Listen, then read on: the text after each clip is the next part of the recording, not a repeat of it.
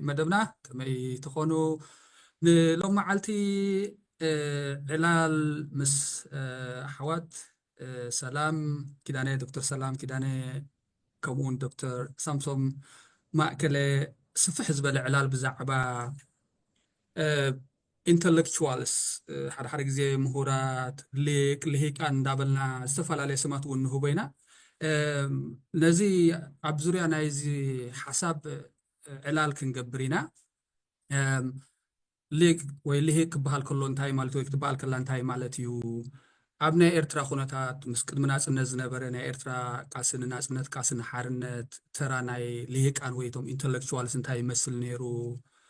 دحرنا صنت اب ኤርትራ ዝነበረ ፖለቲካ ሁነታትን ዘሎ ፖለቲካ ሁነታትን እንታይ ይመስል ተራ ናይ ምሁራት ናይ ልሂቃን ሕጂ ከብዚ ኣብ ደገ ዝግበር ዘሎ ምንቅስቃስ ቃልሲ ንፍትሒ ኣበይ ኣሎ ቦታኦም ኣበይ ኣሎ ተረኦም ኣብ ዝብል ዙርያ ስፍሕ ዝበለ ዕላል ክንገብር ኢና ኣሕዋት እንኳዕ ብድሓን መጻእኹም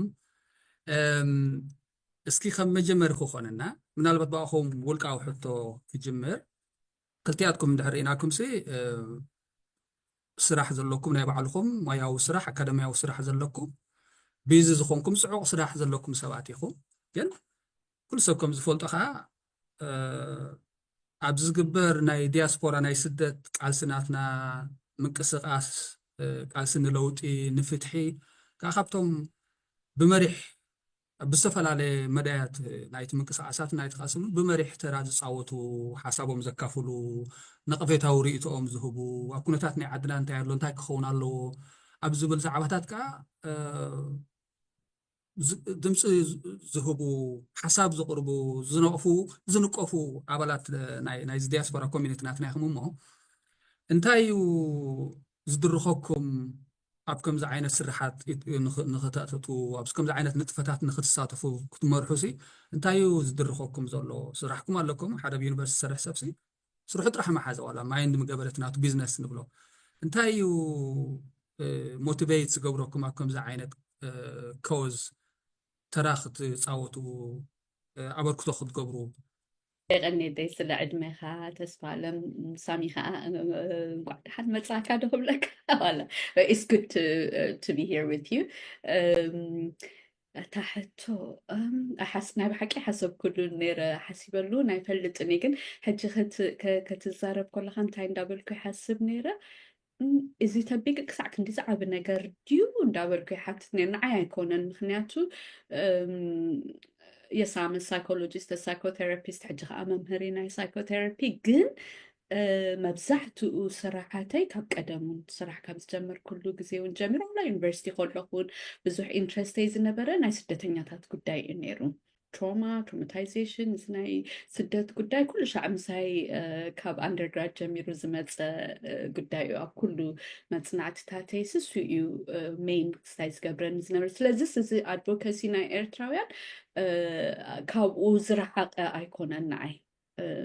مبزحتو صراحي كأو على نبتي activism زبهال نجارون زمت أخلو قداي سويو human rights activism, particularly زناي هايمانوتاوي religious rights activism, ناي سدتنياتات قداي ندابل إيشعوت خالي مسؤول تقصال سينو زمت نجاريو تي كم تجبو كم تي كستايسيت داركا خلو تانا على إلى زماقتلو قدات أبزخون عدد سجم خونا متجبو نيرو سدتنياتات مسالي هالوم سباي سدد سب أملخو أي كل سب كابيتا سبواي نسأل سب باريا أيكون كابستو سنة عمت نلعلي أقلقلوت نخهب كجدد يبلون زبل نجار ملعل سأبزخون بوتا سجم خونا نبرون جن أقعد أما خوينو أقعد أول حما عدل كوينو إيرتراويانينا سلازي سجم كوينو so you as you politically ملك ويدما politically تقاومو أمثيلهم بري أنا نفسي كري أخلقه تناتي involvement ترى ناي human rights activism يو إيزبلو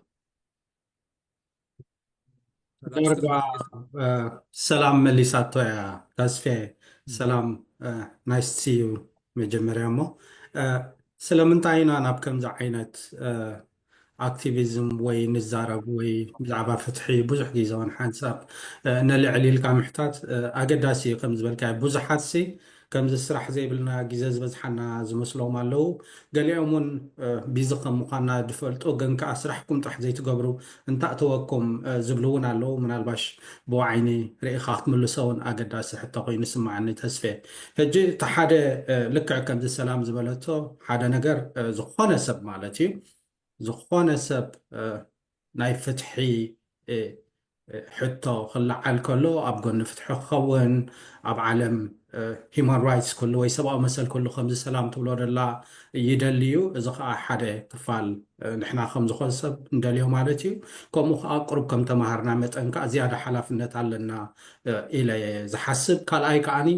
ብፍላይ ኣብ ዓድና ክኸውን ከሎ ከዓ ምስ ዓድና ጥቡቕ ዝኾነ ዝምድና ኣለና ምስ ህዝብና ጥቡቕ ዝኾነ ዝምድና ኣለና ተወሳኺ ናይ ስጋ ከዓ ይሕዘና እዩ ሕጂ በዚ ክልቲኣቱ ክትሪኦ ከለካ ሓደ ልክዕ ከምዚ ሰላም ክትብሎ ፀንሐት ኣብ ዝኾነ ክፋል ናይ ዓለም ፍትሒ ክህሉ እቲ ሂማን ራይት ወይ ከዓ እቲ ሰብኣዊ መሰል ክኽበር ደስ ይብለካ እዩ ኣብ ዓድካ ክኸውን ከሎ ብፍላይ ከምኡ ዓይነት ጎደሎ ክትርኢ ከለካ ከዓ ዝያዳ ሓላፍነት የሰክመና ሕጂ ነቲ ከምዚ ክዛረቡ ዘይክእሉ ተዛማዳ እውን ምስቲ ኩሉ ትብሎ ዘለካ ፅዕነት ቁርብ እውን ናፅነት እውን ኣለና ወይ ሓለፋ እውን ኣለና ከምዚ ትሪኦ ዘለካ ናይ ኢንተርነት ሓለፋ ኣለና ናይ ሰብኣዊ መሰላት ሓለፋ ኣለና እቲ ዝመስለና ክንዛረብ ንኽእል ኢና ነቲ ከምኡ ክዛረብ ዘይክእል ሰብ ከዓኒ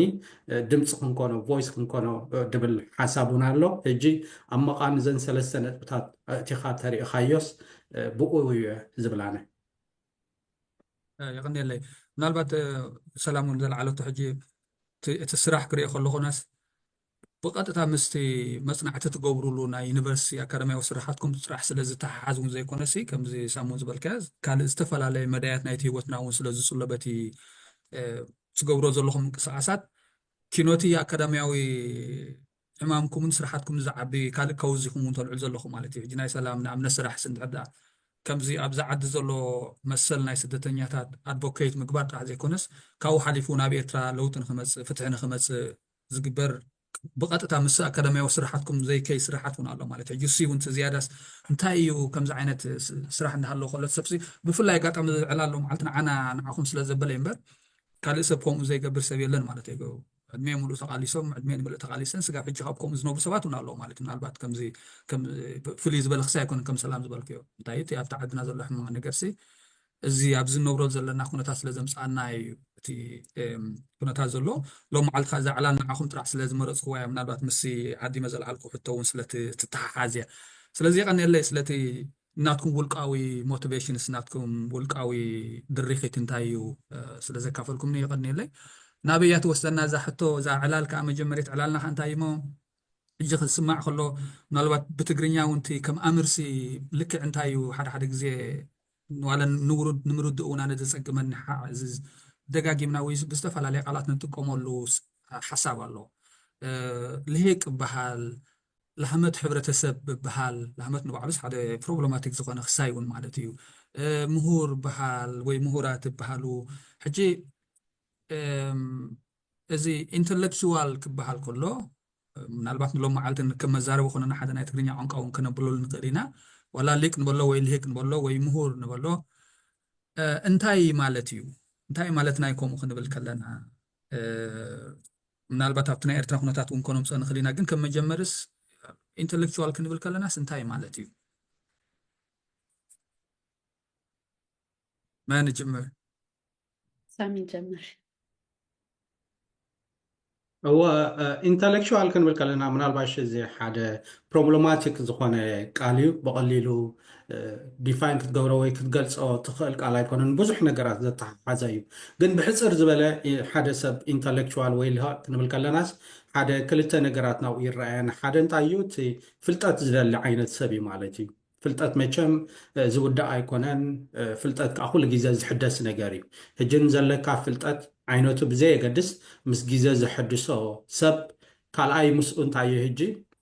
ብዙሕ ሰብ ብዛዕባ ፍልጠት ክዛረብ ክእል እንዲ ግን ከዓ ትህየሳዊ ዝኾነ ኣተሓሳስባ ዘማዕብል ዓይነት ፍልጠት ወይ ክሪቲካል ቲንኪን እንብሎ ማለት እዩ ሕጂ እቲ ቀዳማይ ነገሩ እዚ ኮይኑ እቲ ካልኣይ ነገሩ ግን ንዘለዎ ፍልጠት ከዓኒ ኣብቲ ሕብረተሰብ ብናይ መገዲ ብዘየገድስ ክልውጠሉ ኢሉ ዝፍትን ምናልባሽ ፍልጠትካ ብዛዕባ ቁጠባ ክኸውን ይኽእል ኣብቲ ቁጠባዊ ኩነታት ኣተኩሮ ክትገብር ትኽእል ፖለቲካ ተኮይኑ ብቲ ፖለቲካዊ ማሕበርቲ ኮይኑ ብቲ ማሕበራዊ ምናልባሽ እውን ብኣንጻር ክኸውን ይኽእል እዩ ፖለቲከኛታት ኣይኮናን ግን እቲ ኩነታት ስለ ዝጠለቦ ኣብቲ ናይ ሂማን ራይት ወይ ሰብኣዊ መሰላት ከመይ ገይሩ ክኽበር ኣለዎ ኢልና ሓንሳብ እና ኣብቲና ብሓፈሻ ግን ሓደ ሰብ ፍልጠት ዝደሊ ወይቲ ፍልጠት ዝሃድን ዓይነት እሞ ከዓ ህየሳዊ ኣተሓሳስባ ከማዕብል ዝደሊ ከምኡ እውን ነቲ ዘለዎ ፍልጠት ኣብቲ ሕብረተሰብ ብኣወንታዊ መዳይ ክጥቀመሉ ዝደሊ ዓይነት ሰብ ኮይኑ ይስምዓኒ ንዓይ ብሓፂሩ ሰላም እሺ ያ ብጣዕሚ ፅቡቅ ሳሚ ምስቲ ነቲ ቋንቋ ዘለካ ምልከትካ ፅቡቅ ጌርካ ገሊፅካዮ ኣለካ ምናልባሽ ቁርብ ንምውሳኽ ዝኣክል ምስ ሕብረተሰብ ምስቲ ኦኬ እቲ ሓደ እቲ ሓድሽ ፍልጠት ፕሮዲውስ ናይ ምግባር ክእለት ሓድሽቲ ሓሳባት ሓድሽቲ ምርኻባት ፍልጠት ምፍላጥ ጥራሕ ከይኮነስ ሓድሽ ፍልጠት ፕሮዲውስ ምግባር ኩላህና ፒኤችዲ ክንሰርሕ ከለና እሱ እዩ ነይሩ ምሽቲ ሪኳርመንት መፅናዕትታት ጌርካ ኦብዘርቬሽን ጌርካ ኣናሊሲስ ጌርካ ኩሉ እቲ መወዳእትኡ ሲ ሓድሽ ፍልጠት ነቲ ናይ ፍልጠት ደረጃ ናብ ላዕሊ ሓደ ሕብረተሰብ ደይ ፈለጦ ዘሎ ነገር ንምፍላጥ ምግባር እዩ ካብኡ ሓሊፉ እውን ያው ሳሚውን ተንኪፎ ነይሩ እቲ ምስ ሕብረተሰብ ነቲ ዘለካ ነገር ካብ ምስ ሕብረተሰብ ምክፋል ማለት እዩ ሓደ ሰብ ፈሊጡ እንድሕር ገዝኡ ዓፅዩ ኮፍ ኢሉ እንድሕር ዘየፀሓፈ እንድሕር ዘየካፈለ ነቲ ፍልጠቱ ትርጉም የብሉን ማለት እዩ ዝክልተ ነገር ክስታይ ይብል እቲ ንዓይ ዓንተወይ ነዚ ጉዳይ እዚ ነዚ ዕላላትና እንዳሓሰብኩ ተስፈይ እውን ከምቲ ተንኪፍካዮ ዝነበርካ ብዙሕ ናብ ብዙሕ ኣቨኒውስ እንዲ ክወስደና ዝኽእልቲ እቲ ባዕሉ እቲ ኢንተሌክቹዋልስ ዝብል ነገር ብፍላይ ከዓ ኣብዚ ከምዝናህና ዓይነት ሶሳይቲ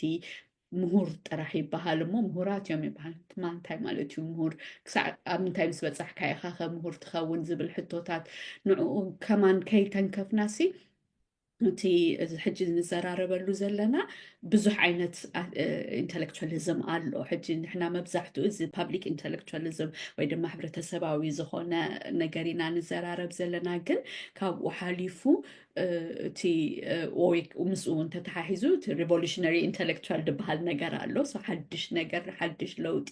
ዘይተበፅሐ ዘይተዳሰሰ ወይ ከዓ ነቲ ሕብረተሰብ ሒዝዎ ዘሎ እሞ ንድሕሪት ዝስሕቦ ዘሎ ንዕኡ ነገር ዲስማንትል ናይ ምግባር ዓይነት ኢንተሌክቹዋሊዝም ኣሎ ካብኡ ሓሊፉ ግን እዚኦም ትራዲሽናል ኢንተሌክቹዋልስ ዝበሃሉ ከዓ ኣለዉ በቲ ኣብቲ ሕብረተሰብ ብዘለዎም ሕጂ ንኣብነት ኣብቲ ኣነ ዝዓበኩሉ ሲትዌሽን ኣቕሽሽቲ ነይሮም ብዙሕ ነገር ዝፈልጡ ኢማማት እውን ክኾኑ ክእሉ እዮም በቃ ኣብቲ ሶሳይቲ ብኢንተራክት ብምግባር ብዙሕ ፍልጠት ኣለዎም ዩኒቨርሲቲ ኣይከዱን ቴሲስ ኣይቕረቡን ድፈን ኣይገበሩን ግን ኦርጋኒክ ኢንተሌክቹዋልስ ኣለው እዚ ከዓ ብጣዕሚ ኢምፖርታንት ነገር እዩ ካብኡ ዝተረፈ ቴክኖክራትስ እውን ሌቭል ኦፍ ሕጂ ነታ ዝሰርሕዋ ነገር ዝፈልጡ ሰባት እዮም ግን እዚ ኩሉ ሻዕ እቲ ንዓና ፀገም ኮይኑ ፀገም ከይኮንስ ንዓና ቁሩብ ሕልፍ ክንብላ ዘለና ነገር ኮይኑ ድስምዓኒ ምሁር ብዙሕ እዩ ዓይነቱ ናብ ዝብል ነገር እንድሕር ከይድና እዩ ስለዚ ነቶም ምሁራት ንብሎም ሰባት ካብቲ ናታቶም ዓይነት ኢንተሌክቹዋሊዝም ወፃኢ ኮይኖም ተዘይረኣናዮም እንደገና ከዓ ነዞም cultural intellectuals ወይ traditional intellectuals organic intellectuals ዝበሃሉ ሰባት ናታቶም values ኣብቲ ንሕና ዝዓበናሉ situations ብዙሓት artists እዮም ደረፍቲ ዋላ እዞም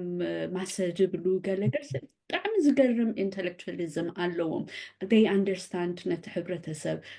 ከማእዝኑ ይኽእሉ እዮም ናይ ሰባት ሓሳብ ስለዚ ነዚ ኩሉ ዘጠቃለለ እዩ ብጣዕሚ ገፊሕ እዩ and ኣብ ኣካደሚክ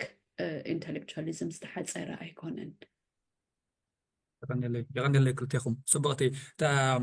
ሕብረተሰባዊ ወይ ከምዚ ወዲ ህዝቢ ويكاقوال هزبي intellectual زبالكي أتنك فتي نسا مالتي قال لك أنت ينير خا خمسة ساموت بقى خمسة قول اسمتي نعمت نايرترا زحبرة سمناتنا خنري خلنا سي تي أوراليتي نبلو تأفاونت بزعبا صحف زي مهلا ولا صحف إنها لو خلص بزح تي ما حبروا أقاوماناتنا ندحر إنياس بأفاونت بأف تاريخ تي فلسفنا ناي أوراليتي ناي فلسفنا ناي أفاونت حدا خبتي أزيو أقداسي سرعة فلتات زي إبستيم نبلو إيو مالتي هم زبالكيو نعمت أشيك خون كله زمان كوسخ خون كله توزلو براناتات انت عينت فلتاتي عقير زلو انت عين سوسايتي بخمي محدر مالتي موت كمس خلو بأسخ قاتم كله حزن كمس خلو حقوس كمس خلو أزمرا خد كأبي خلو انت يتقبر زحقوس حدا ناي بعلو سرعة فلتات زقومي أزي أقداس عبي صقاي مالتي نزي زحزو خاب ولدنا ولد زحلفوها هم زبالكيو تي بمنقد ما سخون بمنقد تناي حيمانوتاو تكالات خون بمنقد ناي كالوت سنت ببويان خون حدا عبي أقداس زخون رستيوم نساتهم مالتي وي نساتن مالتي جي I think ساونا أقداس فول أفتناتنا زي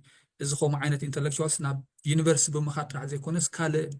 ملكة حبرنا يونيفرس خمزلو بمرأيون حتى أجد أسيتها ناي نفسير بين هايلة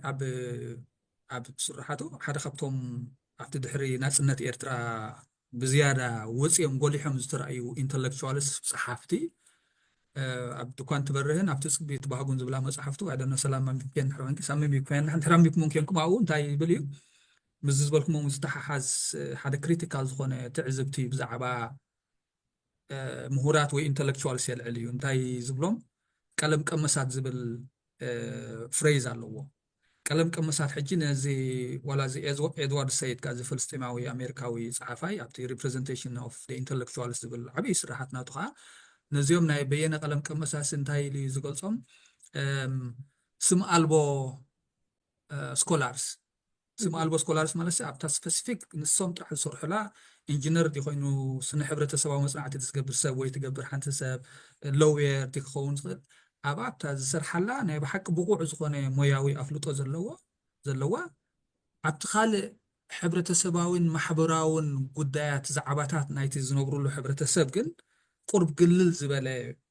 بوتا زحز عينت مهور جيرو يقول صو مالتي بتا كريو هلو خناي بين هايله سراحات اتقلم كمس نزون فيت زقبر كوين يسمع عنا مالتي public intellectual انجل كم زخنو بلا صنحنا كم صبغيكم زقلاسكم كينوتي ناي اكاديميا وسراحات كينوتي ناي سكولارشيب سراحسي اتبايتاون وريدو وي وريدا حمد صيا مس زلو معلتاوي هيوت نايتي هزبي ترقتا نايت هزبي زسمع تسمع مالتيو مستهزب خوينو زارب وي مستهزب خوينا تزارب عين السبيتي public intellectual كن بلون خلينا مالتي سكي عبنا إرترا خنمس حجي قدمنا عصنا زنبري أبربعتات زنبري نايتنا intelligence يبفلات ناي أربعة أبتي حوس أبتي كتماتات حوس كتماتات زنبري مكسعسات كم instigate زقبرو زنورو intellectuals أما أمنت كتبون تخلي خوم كون تبرتاو أسم استجمرة زنبرة وحزين ناي مهورات ناي intellectual ساميدا ويا وشتي ويا بسدتون بزح نيروسكي انتاي مثل نيرو ترى ناي Eritrean intellectuals أبتي كلمة تبرتاو أسم جمار زنبرة بوليتيكاوي سلماو بوليتيكاوي قاسن من أساتن دعريو أبتي برتاو أسم استجمرة زنبرة ترو أمن بوتو أمن انتاي مثل نيرو سكي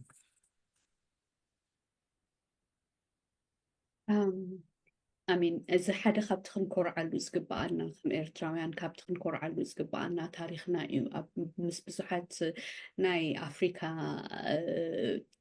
intellectuals ويصحفتي كتقلل كلها بأقل ديمون بزح زنقرونا نقرالو بزعبا ناي 1960s ناي إرتراويان من قصقاسات أبتي جزيوتي نحنا situation قرب أتقامي ينيرو unique ينيرو in that نحنا colonization كمتي regular colonization سلازي نبرة نحنا situation قرب complicated سلازي نبرة وينون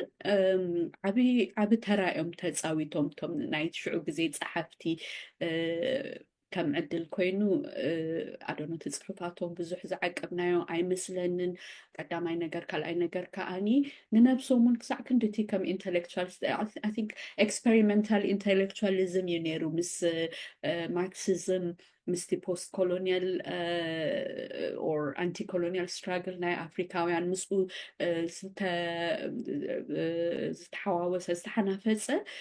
ግን ናቱ አይደንቲቲ ሒዙ ክኸይድ እዚ ፖፑላር ስትራግል ናይ ናሽናሊስት ሙቭመንት ከዓ ኣት ዘ ሴም ታይም ኤስታብሊሽ ንምግባር ዝተገበረ ምንቅስቃስ እዩ ነይሩ እዚኡ ብዙሕ ማለት ከምዚ ዓይነት አይደንቲቲ ነይርዎ ክንብል ኣይንኽእልን ኢና ግን መብዛሕትኡ ክፋላቱ መብዛሕትኡ ኣእጋሩ ብፍላይ ካብቲ ሱሳታት ንኛው ዘሎ ምናልባት ሳሚ ናይ ኣርባዕታት ክነግረና ይኽእል ይኸውን ኣነ የፅናዕ ክኾን ኣይፈልጦኒ ካብቲ ሱሳታት ንኛው ዘሎ ሞስትሊ ኣብ ማርክሲዝምን ኣብዚ አንቲኮሎኒያሊስት ሙቭመንትን ዝተደገፈ ወይ ናብኡ ዘዘንበለ እዩ ነይሩ I think ብድሕሪኡ ብዙሕ ከማን intellectual activities ክበሃል ዝከኣል ነገር ወይ ድማ ሓድሽ ዘምፃናዮ ኣተሓሳስባ ኣሎ ኢለ ከማን ኣይግምትን እየ ምናልባሽ ኣብ ርእሲ እዚ ሰላም ትብሎ ደላ ስኒ እቲ ናትና ፍለይ ዝበለ ኩነታት እዩ ነይሩ ልክዕ ከምዚ ዝበለቶ ወላ ኣብ ኣርባዓታት እቲ ናይ ናፅነት ሕልሚ እንግሊዝ ምስ ኣተወ እንተተረፈት ድሕሪኡ ዝነበረ እቲ ናይ ፓርቲሽን ዓይነት ሻቅሎት ዝነበረ ምናልባሽ ዳሓራይ እውን ምስ ኢትዮጵያ ናይ ምሕባር ድሕሪኡ ዝነበረ ኩነታት ክትሪኦ ከለካ ኩሉ እቶም ናትና ኢንተሌክቹዋልሲ ከምዚ ዝበልካዮም ናይ ግድን ቀለም ቀንበስ ጥራሕ ኣይኮኑን ኩሎም እቶም ኣብቲ ሕብረተሰብ ፅልዋ ዝነበሮም ዝበሃሉ እውን ዓብይ ኣስተዋፅኦ እዮም ገይሮም ነቲ ኤርትራ ኣብቲ እዋን እቲ ክትምቀልያ ዝበሃሉሉ ዝነበረት ምቀልያ ይትምቀለ ቤቢን ፎርዛ ፕላን ንብሎ ነበለና ማለት እዩ ኣብ ኢትዮጵያ ናብ ሱዳን ክትምቀልያ ዝበሃል ዝነበረ ሓደ ናብኡ ንዑ ንምቋም ዘረኣይዎ ነገራት ክትርኢ ከለካ ክሳብ ውድብ ሕቡራት ሃገራት ከይዶም ብድሕሪኡ እውን ልክዕ ከም ሰላም ትብሎ ደላ እቲ ናይ ብረታዊ ቃልስና ምጅማር ክሳብ ማሕበር ተምሃሮ ኣብ ውሽጢ ኤርትራ ዝነበሩ ጥራሕ ደይኮኑስ ኣብ በዓል ካይሮ ዝነበሩ ናይ ማሕበር ተምሃሮ ክትሪኦ ከለካ እቲ ሽዑኡ ዝነበረ ኢንተሌክቹዋል ወይ ፓብሊክ ኢንተሌክቹዋልሲ ንኤርትራ ኤርትራ ክትከውን ናብ ዝሕጂ ዘላት መሰረት ዘንበረ እዩ ዝብል እምነት ኣለና ኣነ ምክንያቱ እቶም ሽዑኡ ዝፈረዩ ቀለም ቀመሳት ዝበሃሉ ከዓ እንተርኢናዮም እንታይ እዩ ብመስሊ ናይ ጥልያን ዝተሃንፅዮም ነይሮም እቲ ቋንቋ ተማሂሮም ራብዓይ ክፍሊ በፂሖም ንብሎም ምናልባሽ ኣብ እንግሊዝ ዳሓር ናብ ላዕሊ ዝኸዱ ገሊኦም ነይሮም ክኾኑ ክእሉ እዮም ግን ወላ እቲ ትሑት ትምህርቲ እቲ ንገዛኢ ከገልግልሉ ዝተባሃሉ ትምህርቲ ስኒ ናብቲ ሃገራዊ ረብሓ እዮም ኣብዒሎሞ ሕጂ ተሪኦም እንታይ እዩ ነይሩ እንድሕር ኢልና ካብ መጀመርያ ኣርባዓታት ጀሚርና ሓምሳታት ኣብቲ ዝነበረ ናይ ፖለቲካዊ ፓርቲ ሙቃም ድሕሪኡ እውን ኣብ ስሳታት እቲ ብረታዊ ቃልሲ ምጅማር ብረታዊ ቃልሲ ኣብ ምምራሕ እውን ተሪእናዮም እቶም ዩኒቨርሲቲ ነይሮም ካብ ዩኒቨርሲቲ ወይ ካብ ተላዕለዎት ትካላት ድሮፕ ኣውት ገይሮም ዝኸዱ ወይ ብተፈላለዩ ምክንያት ትምህርቶም ወዲኦም ዝኸዱ እዮም ነይሮም ሕጂ እቲ ኢንተሌክቹዋሊዝም ኣብቲ ኤርትራ ንክትከውን ወይ ከም ሃገር ንጅግትሉ እቲ ዝለዓለ ኣበርክቶ ዝገበረ ኣብ ምምራሕ ማለት እየ ኣብቲ ካልእ ሰብ ከይርድኦ እቲ ዝለዓለ ኣበርክቶ ዝገበረ እዩ ክትብል ትኽእል ኢኻ ብሓፈሻ ምናልባት ኣብዚኣ ንእሽተይ ንምውሳኽ ሳሚ ክብሎ ከሎ ዝመፀለይ ሓሳብ እዩ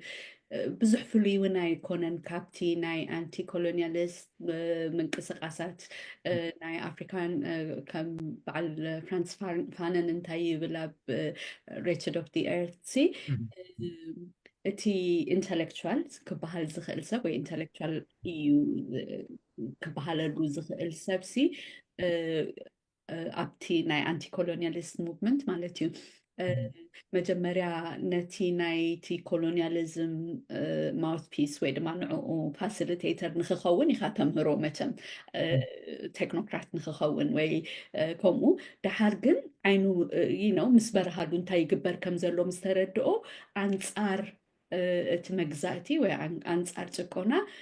ዝቃለስ ክሳዕ ብረታ ልዒሉ ክቃለስ ዝኽእል እዩ ፓብሊክ ኢንተሌክቹዋል ኢን ዳት ኮንቴክስት ሕጂ ዝናህና እውን ከምኡ እዩ ነይሩ እቲ ክሳዕ ራብዓይ ክፍሊ ይኹን ዋላ ብድሕሪ ብልዕሊኡ እውን ክምሃሩ ከለዉ ክምህርዎም ከለዉ ምንባብ ምፅሓፍ ከማን ምምሃር ፕሪቪሌጅ ዝነበረሉ ፕሪቪሌጅ ኣሳች ፕሪቪሌጅ ካብቲ ናብቲ ኮሎኒያል ፓወር ወይ ካብቲ ናብቲ ገዛኢ ሓይሊ ምፅጋዕካ ዝተበገሰ ትምህርቲ እዩ ንዕኡ ፋሲሊቴት ንምግባር እውን ዝወሃብ ትምህርቲ እዩ ግን እቲ ፓብሊክ ኢንተሌክቹዋል ትፍልሊ ድመፅእ ምስቶም ከምቲ መጀመርያ ሳሚ ዝሓተተና በሊዕካ ሰቲኻ ደሞዝካ ሒዝካ ገዛኻ ኮፍ ክትብል ዝከኣል እዩ that doesn't make you an intellectual ከምኡ ዘይኮኑ ሰባት ግን ካብኡ ዝወፁ በዓል ኣቦይ ወልደ ኣብ ካልኦቱም ብዙሓት እዮም ከም ኤግዛምፕል ክትጠቅስ ከለካ the risk is ብዙሓት ዘይንፈልጦም ከዓ ስለ ዘለው እዩ ግን እቲ ዲፍረንስ ዝመፅእ ካብቲ ቀለም ምቕማስ ኣይኮነን እቲ ዲፍረንስ ዝመፅእ ካብቲ ብድሕሪኡ እንታይ ትገብረሉ ንዕኡ እቲ ዋላ እዚ ተርሰሪ ዝኮነ ዲስክሪፕሽን ናይ ኤርትራውያን ኢንተሌክቹዋልስ ኣብ 4 ክሳብ 6 ብዘሎ ግዜ ከማን ካብቲ ናይ ፖስት ኮሎኒያል ወር ኣንቲ ኮሎኒያል ኢንተሌክቹዋሊዝም ሓደ ዓይነት እዩ ብዙሕ ፍልልይ የብሉን ፅቡቅ ሓሳብ እንታይ ሓሳብ ነይረታ ናይ ፍራንስ ፋኖን መሰል ዓልክያ ሰላምሲ ፍራንስ ፋኖን ናብ ኣልጄርያ ቅድሞ ምኻዱስ ዳይሬክተር ናይ ሓደ ናይ ሳይኪያትሪክ ሆስፒታል እዩ ነይሩ ማለት ፅቡቅ ዝኾነ ስራሕ ነይርዎ ማለት እዩ ድሓር እቲ ኮሎኒያል ፕሮጀክት ምስ ረኣዮ ካብኡ ሪዛይን ገይሩ ማለት እዩ ገዲፎ ንዑ ኸይዱ ኣብቲ ግንባር ኣልጄርያ ኸይዱ ልክዕ ተዋጋኣይ ሰራዊት ኮይኑ ማለት እዩ ሕጂ ናትና ከዓ ናይ ኤርትራውያን ፋኖናት ከዓ ኣለዎ ማለት እዩ ክንሪኦ ከለና ንኣብነሲ ካብ ኤውሮጳ ካብ ኣሜሪካ ካብ ኣዲስ ኣበባ ዩኒቨርሲቲ ካብ ሃርቫርድ ናይ ዶክተሬት ትምህርቲ ዝነበሮም ማለት እዩ ክትሪኦ ከለካ በዚ ናይ ሎሚ ምዕክሳይሲ በቃ ኣነ ዝበለ መጻኢ ፊቸር ዝነበሮ ዓይነት ሰብ ወይ ዝነበራ ሰብ ከምዚ ዓይነት ዕድል ኦፖርቹኒቲስ ፕሪቪሌጅ ኮምፎርት ገዲፉ ወይ ገዲፋ ናበይ ይኸዱ ነይሮም ማለት እዩ ሕጂ እቲ ኮልሲ ክትሪኦ ከለካ ስልክዕ ምስቲ ከምቲ ፋኖን ዝገበሮ ምናልባት ኩነታት ኮንቴክስት መቃናት ገለ ክፈላለዩ ይኽእልኩም ግን ተመሳሳሊ እዩ ማለት እዩ ካብ ከምዚ ዓይነት ዕድላት ወፅዩ ንሃገራዊ ፃውዒት ናብ ግንባር ክኸይድ ከሎ ወይ ክከይድ ከሎ ሓደ ሰብሲ ጀስት ሰውስቲ እቲ ኢንተሌክቹዋል ኮል ወይ ከዓ ተፀዋዕነት እንታይ ይሰምዑ ከም ዘለዎስ ብርግፅ የርእየካ ከም ዝበልኩሞ ናይ በዓል ኣቦና ወልደ ማርያም ኣብቲ ኣብ 4 ዝነበረ ኣብቲ ናይ ከተማ ኢንተሌክቹዋልስ ኤርባን ኢንተሊጀንስያ ዝበሃል ማለት እዩ ዋጋ ንክኸፍሉ እንታይ ዓይነት ኣጂቴሽን ይገብሩ ነይሮም ነቲ ሰብ ንምልዓዓል ፖለቲካሊ ንምንቅቃዓት ዝፃወትዎ ተራስ ፅቡቅ ጌርኩም ገሊፅክሞ ኢኹም ሓንቲ ዘምፃኹም ኣሜሪካ እንታይ ነይራ እዚ እቶም ንኣብነት ኣብ ኣዲስ ኣበባ ዝኸዱ ዝነበሩ ካብ ኤርትራስ በዚ ስኮላርሽፕ ብማህደር ትምህርቲ ናብ ኣዲስ ኣበባ ዝኸዱ ዝነበሩስ ዋላ ኣብቲ ግዜ መግዛእቲ ናይ እንግሊዝ እውን ነቲ ናይ ኮሎኒያል ፕሮጀክት ማለት ነቲ ናይ መግዛእቲ ፕሮጀክት ፋሲሊቴት ንምግባር ንምቅልጣፍ ንክጥቀሙሎም እዮም ዝወስዎም ነይሮም ምስ ናይ ትምህርቲ ዕድላት ዝኸፍትሎም ነይሮም ሕጂ ብዘ ናይ ኮሎኒያል ስኮላርሽፕ እንታይ ኣሎ እዚ ማስተር ስቱል ምሽ ኣሎ ናትና እንታይ ናገርና ሕጂ ንፀላኢ ብብሮቱ ዝበሃል ዘራርባ ኣሎ እንዲም ናትና ልክዕ እታ ማስተር ስቱል ንፀላኢ ብብሮቱ ማለት እዩ ብብሮቱ ይነሰንሲ እቲ ትምህርቲ ናይ ቋንቋ ካልእ ዕድላት ኤግዛክትሊ the master's tool ማለት እዩ ንፀላኢ ብብሮቱ ክኸውን ኣሎ ናትና ከዓ ልክዕ ከምኡ ይኹ ኣጋጢሙ ማለት እዩ እቲ ኮሎናይዝ ንምግባር ዝተዋሃበ ናይ ማህደረ ትምህርቲ ኣብ ኣዲስ ኣበባ ኸይዶም ምስ ዝነበረ ሰላም ፅቡቅ ጌርካ ገሊፅክዮ there was a context ሽዑ ማለት እዩ ኣብ ሱሳታት ዝነበረ ሓደ ረስኒ ነይሩ ሃገራዊ ረስኒ ኣንፃር መግዛእቲ ነይሩ ብኣፍሪቃ ማለት እዩ ኣብ ኤዥያ ሓደ ኣገዳሲ ፋክተር ንሱ ኮይኑ ግን እቲ ናይ ኤርትራ ኮንቴክስት ከዓ ፍልይ ስለ ዝበለ ነቲ ረስኒ ዝያዳ ካልእ ኢንተሌክቹዋል ሓላፍነትኩም ስኮሙ ዝገበሮም ንፀላኢ ብብሮት ኢሎም ናብ ግንባር ከይዶም መስዋእቲ ዝኸፈሉ ኣካል ነቲ ናይ ናፅነት ምምፃእ ዝተገበረ መስዋእቲ ዝኾኑ ዝኣተው ከዓ ኤርትራውያን ኢንተሌክቹዋልስ ኣለውና ማለት እዩ ንኮርዓሎም ምናልባት ብመፅናዕቲ ኣይረኣኽሞም ክትኮኑ ትኽእሉ ወይ ሓስኩሞም ክትኮኑ ትኽእሉ ግን ከምዚ ኢሎም ኣብ ሜዳ ምስ ከዱ እነውንቲ ናይቲ ኣብኡ ዝነበረ ፖለቲካዊ ሓይልታት እቲ ኢንተሌክቹዋል ኣቲቲዩድ ዋላ እንዲና ክንብሎ እንታይ ይመስል ነይሩ ብኸመይ ይተሓዙ ነይሮም እንታይ ዓይነት ፖዚሽን ነይሩዎም ኸውን ብኸመይ ይሓልፉ ነይሮም ዝብል ሕቶ ክንሰግሮ ንኽእል ኢና ዝኾነ ኢኒሻል ሪፍሌክሽንስ እንድሕር ኣለኩም ኮይኑ ግን you can tell me እንታይ የጋጥሞም ነይሩ ክኸውን ክእል ኣብ ከምዚ ዓይነት ናይ ሰውራዊ ምንቅስቃሳት ክኸዱ ከለዉ ካብ ዩኒቨርሲቲ ናይ ዩኒቨርሲቲ ፕሪቪሌጅ ሒዞም መፅኦም ምሁር ተበላፂ ዶ ምሁር ፈታውን ወሱ ዝብል ሓሳባት ኣሎት ናይ ብፍላይ ናይ ሰውራዊ ምንቅስቃሳት ናይ ማርክሲዝም ሌኒኒዝም ናይ ማኦይስት ኣይዲያስ قالت عزبتات لكم ديو خمي حلفون يرم بخمي نافيجيت نير يقبرون يرم كون خلو تمام أبمير هزورد زنبرو إيرتراويان أهوب تسفى قبل مسيوم كعلولو كن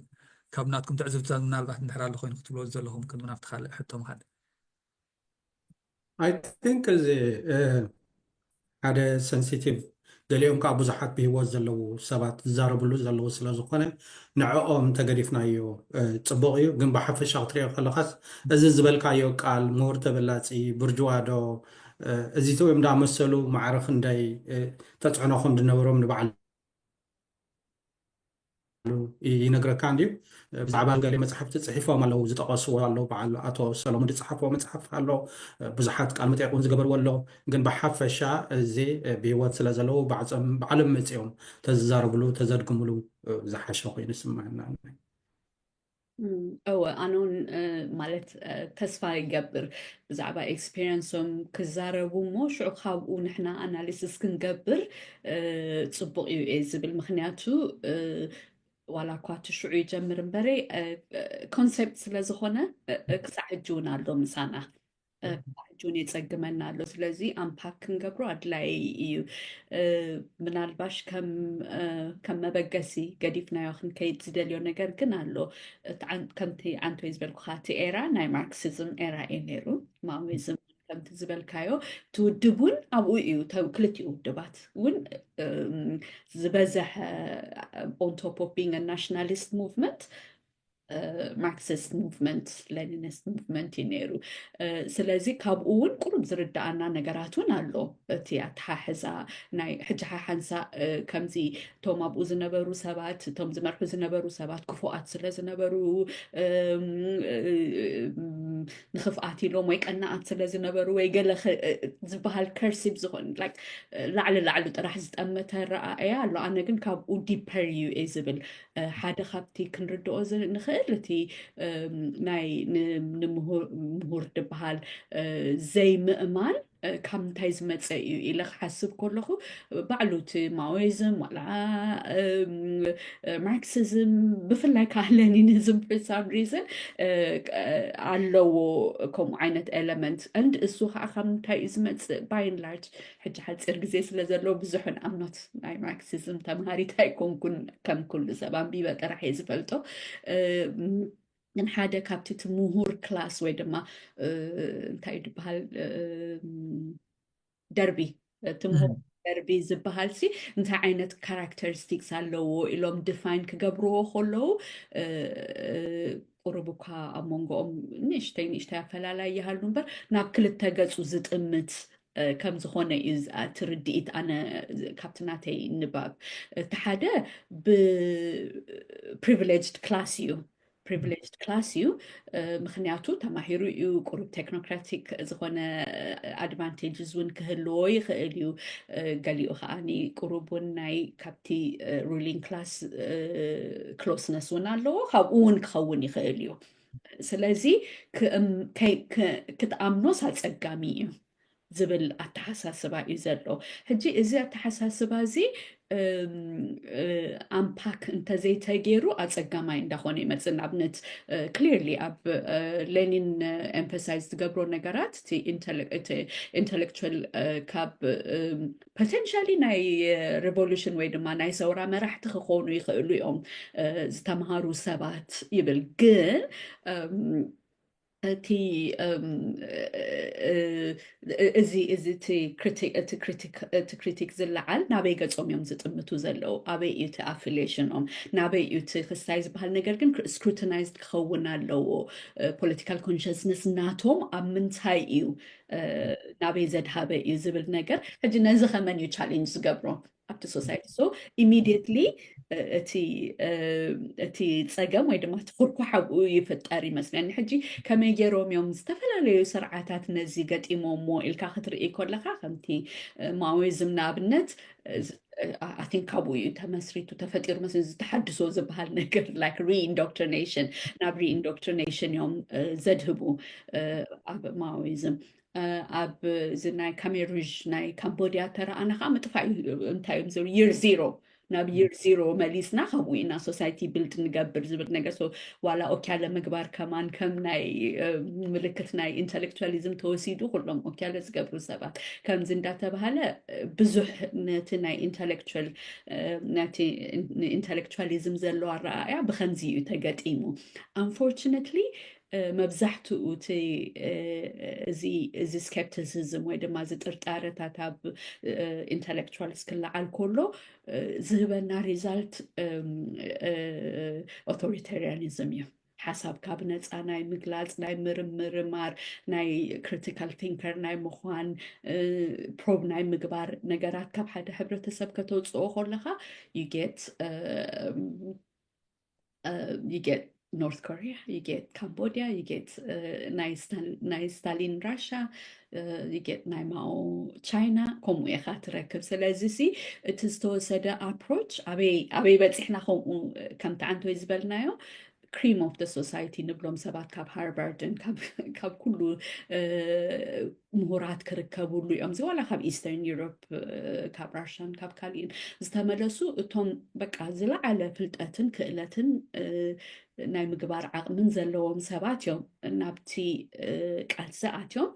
أبي ناي بوتا وتسحنا ويسلمنتاي وينتاي factors contribute جيرو تي مرتبلات أي زبل نجر بترى خمسة وسدة ብዙሕ ኣይርዳእኒ ኣነ ግን እቲ ውፅኢቱ ካብ ምናልባት ካብ ክንድቲ ናይ ካምቦድያ ተዘይከድና እውን ወይ ክንድቲ ናይ ማኦ ቻይና ተዘይከድና እውን እቲ ናይ ኣስመራ ዩኒቨርሲቲ ምትዕፃው እቲ ናይ ጋዜጠኛታት ምትእሳር እቲ ናይ G15 ከማን ሕቶ ዘልዓሉ ሰባት ምትእሳር ቀጻሊ እውን ብዙሕ እቶም ኦርጋኒክ ኢንተሌክቹዋልስ ንብሎም ሰባት እውን ዘጋጥሞም ፀገማት ክረኣይ ከሎ ናይ ሃይማኖታውያን ንኣብነት ኣብ እስልምና እውን ኣብ ክርስትና እውን ኣብ ዝተፈላለየ ዲኖሚኔሽን ናይ ክርስትና እውን ክንሪኦ ከለና እዚ ኩሉ ኣብቲ ናይቲ ኣንቲ ኢንተሌክቹዋሊዝም ዳይሬክሽን ካብ ሰውራ ግዜ ጀሚሩ ዝመፀ እዩ ኢለ ኣነ ዝኣምን ግን ከምቲ ዝበልካዮ ኣንቶይ ከነፅንዖን ኣምፓክ ክንገብሮን ናብ ምንታይ ይወስደና ከምዚ ኢሉ ተቐፂሉ ዝብል ነገር እውን ኣንደርስታንድ ክንገብሮ ኣድላይ እዩ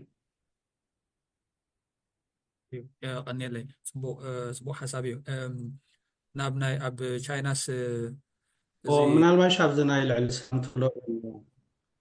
ከመሰምየ ኣብ ርእሲ ሰላም ትብሎ ደላ እዚ ኣንቲ ኢንተሌክቹዋል ወይ ፀረ ምሁራት መስል ዓይነት ምንቅስቃስ ዳርጋ ናብ ኩሎም ከምዚ ፖፑሊስት መስሉ ወይ ከዓኒ ውልቀ መልካውያን ዝኾኑ ስርዓታት እንዲ ዘሎ ብመሰረት ዜርካስ ናይ ስልጣን ሕቶ ኮይኑ ንዓይ ዝስምዓኒ እቲ ናይ ስልጣን ሕቶ መን ዓብለለኒ ዝብል ሕቶ እዩ ኩሉ ግዜ ኣብ ዝኾነ ሃገር ሓደ ፀቕጢ እንድሕር ኣሎ ኣንፃሩ ምንቅስቃስ ኣሎ ነዚ ኣንፃሩ ምንቅስቃስ ከምዚ ዝበልናዮ ኩሉ ግዜ ተኣስጋኢ ዝበሃል ሓይሊ ከዓ እቲ ምሁር ዝበሃል ሓይሊ እዩ ሕጂ ተኣስጋኢ ዝበሃል ሓይሊ ንዑ ዝተፈላለየ ምክንያት ጌርካ ክትፀቕጦ እንድሕር ኮንካ ምክንያታት ትፈጥር ኣለካ ከምዚ ዓንተ ወይ ዝበልናዮ ምሁር ተበላጥ ዶ እዚ ኮፍ ኢሉ ክበልዕ ዝደሊ ዝኾነ ኣበርክቶ ዘይገብር ወይ ከዓ ንነፍሱ ጥራሕ ከም ቀዳምነት ዝሰርሕ ሓንሳብ እውን ምስ ካልኦት ሃገራት ዝመሻጠር ኢልካ ዝተፈላለየ ዓይነት ሽም ኢኻ ትህቦ ምናልባሽ እቲ ዝዓበየ ሰላም እውን ጠቂሳቶ ፀኒሓ እዚ ካልቸራል ሪቮሉሽን ወይ ባህላዊ ሰውራ ናይ ቻይና ንብሎ ማለት እዩ ናይ ማኦ ማለት እዩ ካብ 1966 ክሳብ 76 ዝነበረ ማዕረ ክንደይ ሚልዮናት ሰባት ይቀቲሉ ነቲ ዝነበረ ንትምህርቲ ዝውክል ኩሉ እቲ ኣርቲፋክትስ ወይ ከኣቶም ጥንታውያን ነገራት እሞ ንትምህርቲ ዝውክሉ እንድሕር ኮይኖም ክሳብ ንዑ እዩ ይዕንይዎ ሕጂ ዜርካ ኣብ መጨረሻ ስለምንታይ እዩ እዚ ተገይሩ እንድሕር ኢልካ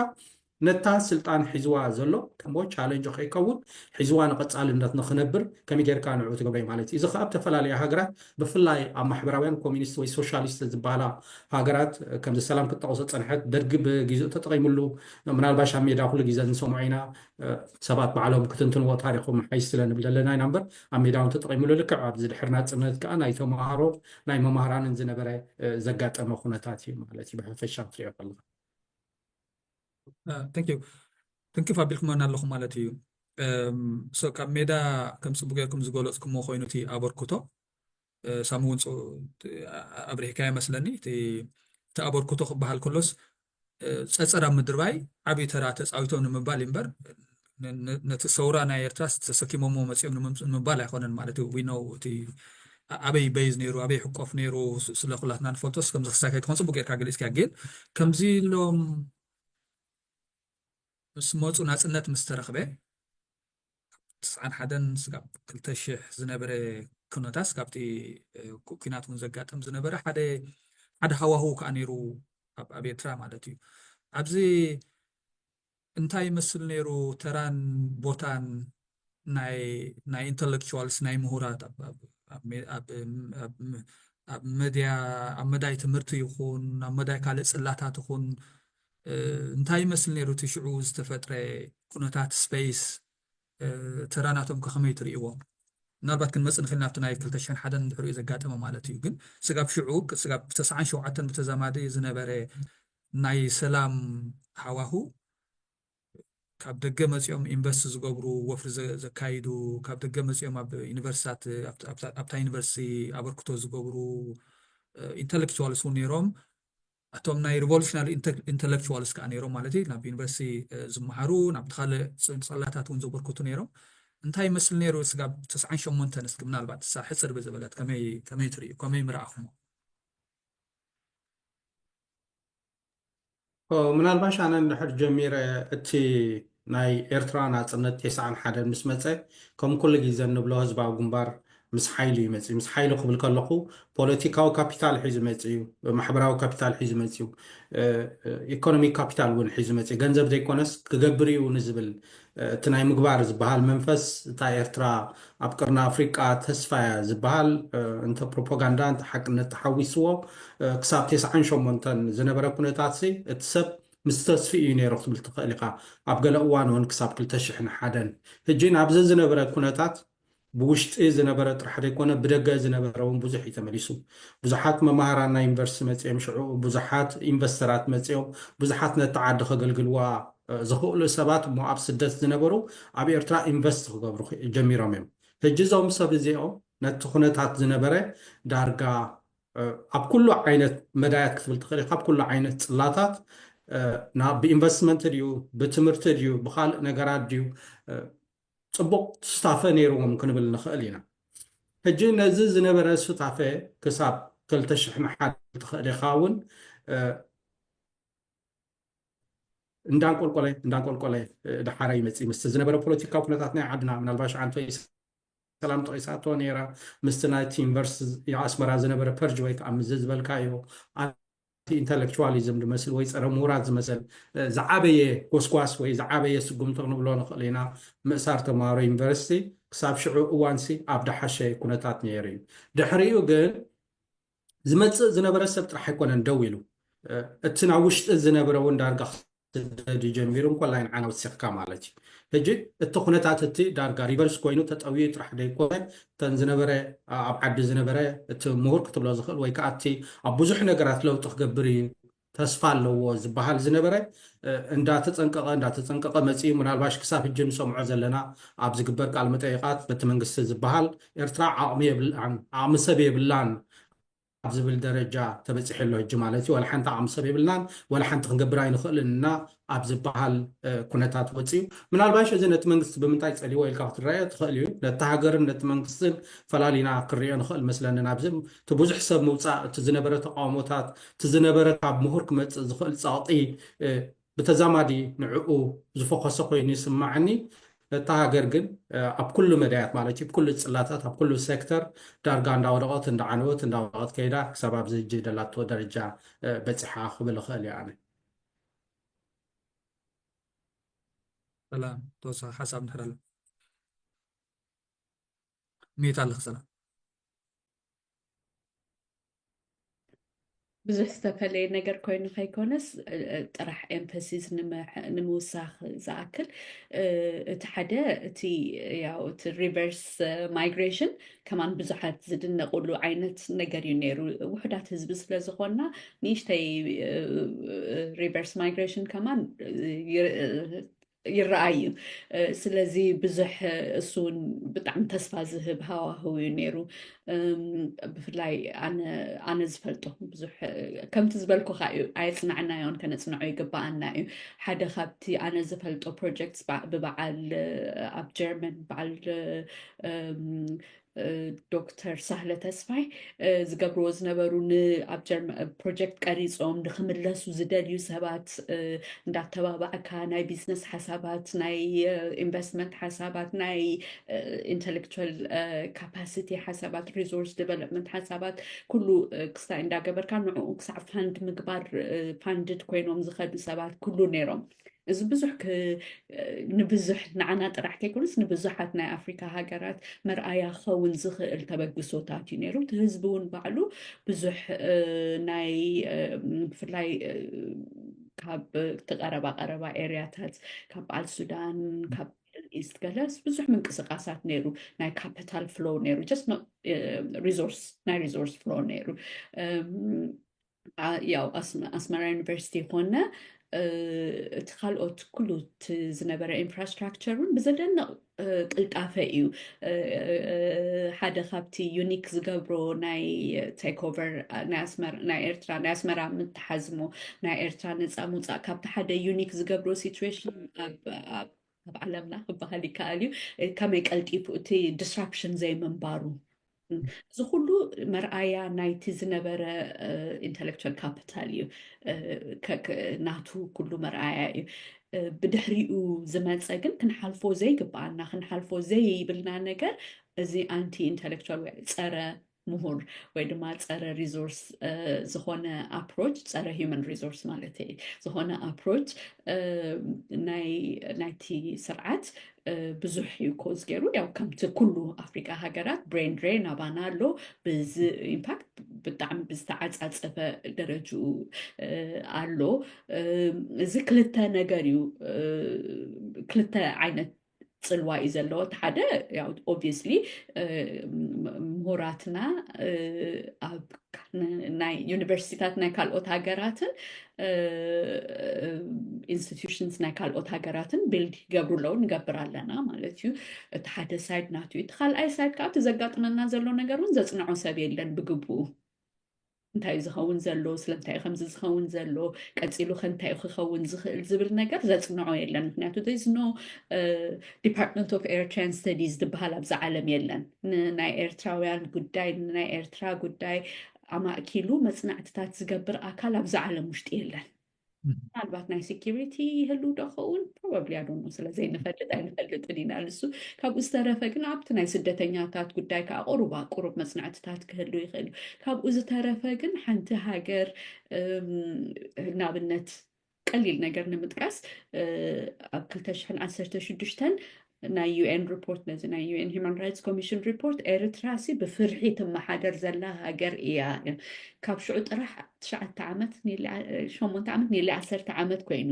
ቅድሚኡ ከዓ ክንደይ ዓመት ከም ዝነበረ ሓደ ህዝቢ ብፍርሒ ክግዛእ ከሎ ንክንድዚ ዘመን እንታይ እዩ ዝኸውን ቀፂሉ እንታይ እዩ ዘጋጥሞ ከመይ ይኸውን ዝብል ነገር ሲ ኣይንፈልጥን ኢና ንሕና ኣይንፈልጥ ካሊእ ሰብ ኣይፈልጥ ስለዚ ክልተ ኢምፓክት እዩ ዘለዎ እዚ ከዓ ንሕና ሓላፍነት እዩ ክንብድሆ ዘለና ነገር እዩ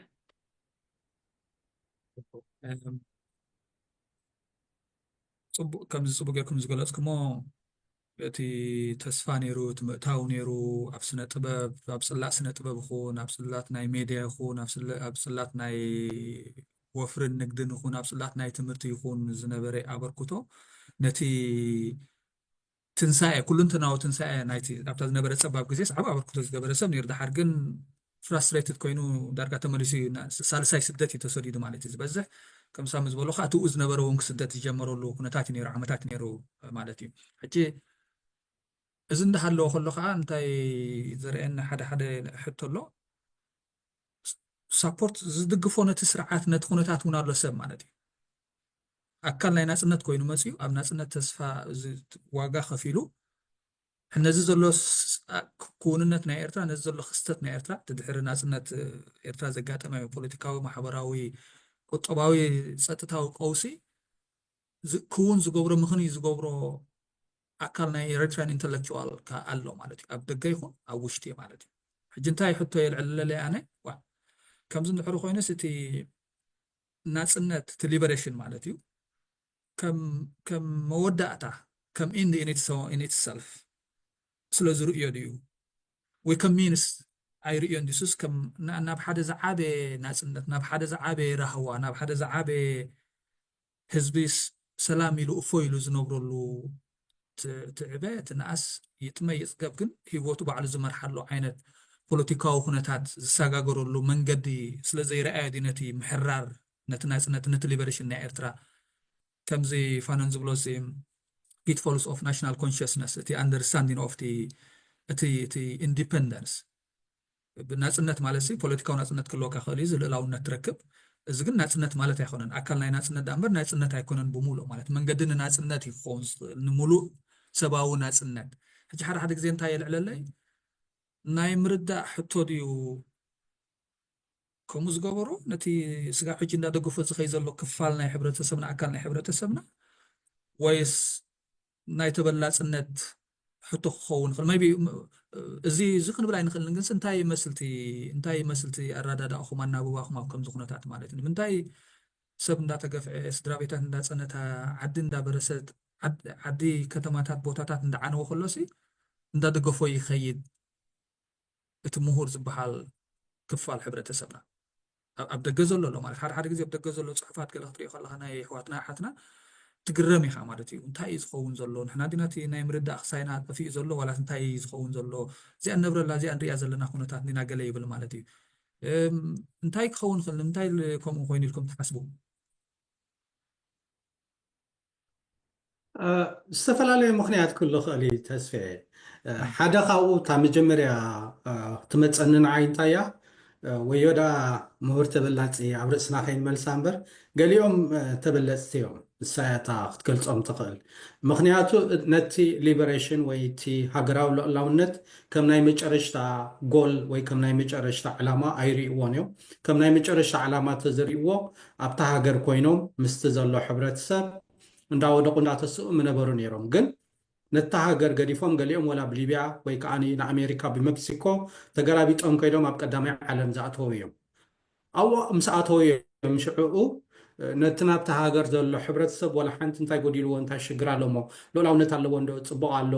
ገለ ዝብሉ ማለት እዩ ሕጂ እንታይ እዮም ዝገብሩ እዚኦም ንዓዲ እንዳኸዱ ኣብ ዓመት ድዩ 2 ዓመት ድዩ ነተን ኣብ ደገ ሰሪሖም ዘምፅዎን ገንዘብ ንዕአንፈይ እንዳበሉ ተዘናጊዖም ንፋስ ወሲዶም ዝምለሱ እዮም ምናልባሽ ብዛዕባ ፖስት ዶ ብዛዕባ መፅሓፍ ዶ ገለ ደልዒልካ ፀኒሕካ እሞኒ ኣብዚ ሳልስቲ ዝረኣናያ ሓንቲ ፖስትስ እንታይ እያ ነይራ ካብ ሓደ ፒኤችዲ ዝተምሃረ ኤርትራዊ ንኤርትራስ ኢንተርነት ኣየድልያን እዩ ሰብ ካብ ደገ ከይዱ ስኒ ኢንተርነት ዘይብላ ዓዲ ዘይጭነቐላ ናብኡ ተዘናጊዑ ዝምለሰላስ ክትከውን ገለ ኢሉስ ናቱ ፕሮፖዛል በሎ ተስፋ በሎ ኣብ ናቱ ፌስቡክ ፔጅ ፅሒፉ እዚ ሰብ ዝጅ እንታይ ኢኻ ትብሎ እቲ ናብ ኤርትራ ዘሎ 3+ ሚልዮን ብዛዕባኡ ይሓስብ ዶ ምስለካ እሱ ኣብ ኣሜሪካ ድዩ ናብ ገለ ድዩ ኮይኑ ናብ ዘን ምዕራብ ኢንተርነት 24 hours ኣለዎ ኩሉ ነገራት ኣለዎ ዘን ኣብ ዝሰልቸዎ ሞባይሉ ስዊች ኦፍ ገይሩ ኣጥፊኡ ናብ ኤርትራ ከይዱ ኢንተርነት ዘይብላ ገለ ዘይብላ ተዘናጊዑ በሊዑ ድዩ ሰትዩ ድዩ ምስ ቤተሰቡ ተሓጒሱ ድዩ ይምለስ ሕጂ ብዛዕባ እቲ ናብ ኤርትራ ዘሎ ሕብረተሰብ ተገዳስነት የብሉን ማለት እዩ ሕጂ እቶም ቀዳሞት ኣነ ከምዚ ዓይነት ተበለፅቲ ብዛዕባ ሕብረተሰብ ሰብ ዲ ሓስቡ ብዛዕባ ነፍሶም ጥራሕ ሓስቡ ብድሕሪ ሰዓሪት ቆላ ዓይነት ዝብሉ ሰባት ኮይኑ ይስምዓኒ እቶም ካልኣይ እንታይ እዮም ድብሎም ኩሉ ግዜ ቁርብ ባላንስ ንገብር ኣለና ዝብሉ እዮም እቶም ባላንስ ንገብር ኣለና ዝብሉ እንታይ እዮም እሞ እቲ ኣብ ዓድና ዘሎ ሽግር እኮ ንሪኦ ኣለና ግን ካብኡ ዝሓይሽ እሞ እንታይ ኣሎ ንዕኡ ክልውጥ ዝኽእል ነገራት ኣሎ ድዩ ገለ እዮም ዝብሉ ባላንስ ከዓ ይገብርዎን እዮም ኩሉ ግዜ ከምኡ ክትብል ተኮይንካ ውንሲ ኣትሊስት ኣብ ዓድናስ ሕማቕ ኣሎ ሰብ ጭንቕ ኣሎ ሰብ ኢኮኖሚ ሽግር በፅሕዎ ኣሎ ፖለቲካዊ ፀቕጢ በዝሖ ኣሎ ተዓዲ ሕማቕ ኣሎ ኢልካ መጀመርያ ካብኡ ኢኻ ሪኮግናይዝ ትገብር ነዚ ግን ሪኮግናይዝ ኣይገብርዎን እዮም ምክንያቱ ገለ ቁርብ ረብሓ ኣለዎም ከምኡ እንድሕር ኢሎም ኣብ ዓድና ይኣትውና ይፈልጥን እዮም ምክንያቱ ኣብታ ዓዲ ዘሎ ኩነታት ወይ ምሳና ወይ ኣንፃርና ኣብ ማእከል ዝበሃል የለን ሕጂ ንከምኡ ክብሉ እውን ትብዓት የብሎምን ግን እንታይ እዮም ክገብሩ ዝፍትኑ ሪዝን ኣው ትገብርዎ እሞ እንታይ እዩ ንፈልጥ ኮይና ግን እንታይ ሞ ኣማራፂ ኣሎ ንዕኡ ዝትክእ ስመን ኣሎ እዩ ገለ እዮም ዝብሉካ ኣብ ኤርትራ 3 ሚልዮን ሰብ ከም ዘሎ ዝረስዕዎ ዓይነት ሰባት እዮም እቶም ሳልሳይ ዓይነት ወላ ሓንቲ እውን ክትብሎም ኣይትኽእልን ኢኻ ናትና ሽግር ኣለና ወላ ሓንቲ ክንገብር ኣይንኽእልንና ብዛዕባ ናትና ስራሕ ኢና ጥራሕ ንሓስብ እንታይ እሞ ዝብለዮም እዚኦም ካብቶም ካልኣይ ብዙሕ ዝፍለይ ኮይኑ ኣይስማዓንን እዩ ዜርካ ግን ኣብ መጨረሽታ ሓደ ነገር ንኩሎም ትጠቕልሎም ዘላ መስለኒ ነብሰ ፍትወት ኣሎ ብዛዕባ እቲ ናብቲ ኤርትራ ዘሎ ኩነታት ክዛረቡ ዘይደልዩ እሞ ዝኾነ ዓይነት ካልእ ሽግር ክመፆም ዘይደልዩ ምናልባሽ ገለ ተጋጠመ ዓዲ ትልዕል ኢሎም ክኸዱ ከምኡ ዓይነት ክሽገሩ ዘይደልዩ ኮይኖም ይስምዑኒ ምሁራት ድዮም ኢንተሌክቹዋል ድዮም ኢልካ ምሕታት ግቡእ ሕቶ መስለኒ ሕጂ ነዚ ማለት እዩ ምስ ሓንቲ ወይ ዘቕምጥናዮ ዴፊኒሽን ሳሚ እታ ከም ከናስ ስዊች ኦፍ ክንገብረላ ኣብ ኮይናስ ካብዚ ዘሎ ናይዚ ምዕራባዊ ዓለም ዘሎ ሃስል ኤንድ ፓስልስ ከናስ በቃ ኢንተርኔት ዘይብሉ ንፋስ ፍሬሽ ዝኾነ ኣየር ክንወስደላ ዝብል ሓሳብ ሲ ጽቡቕ ሓሳብ እምበር ሰላም ናባኸ ሶሪ የቕሬታ ብጣዕሚ ትገርም ሓሳብ እዩ ኣጋጣሚ እቲ ፖስት ኣይረኣኽዎን ምናልባት ጽቡቕ ስለዘይረኣኹ ቅድሚ ነዊሕ ዓመታት ሳልሕ ዩኑስ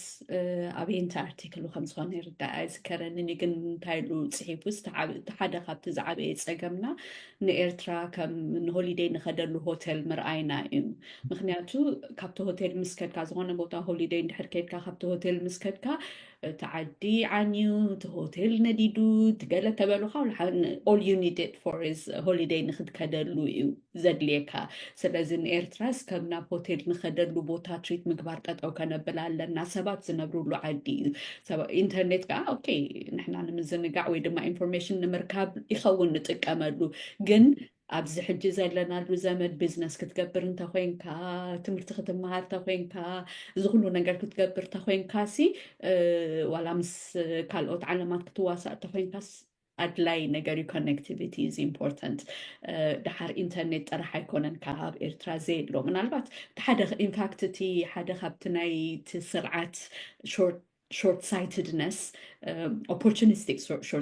short sightedness ተስርዓት ጥራሕ ንሕጂ ሱቅ የብለና እምበረ ካልእ ኮንሲኩዌንስ እንታይ ከም ዘለዎ ፅባሕ ንኮ ገጥሞ ኤሉ እዩ ዝሓስብ እንቶም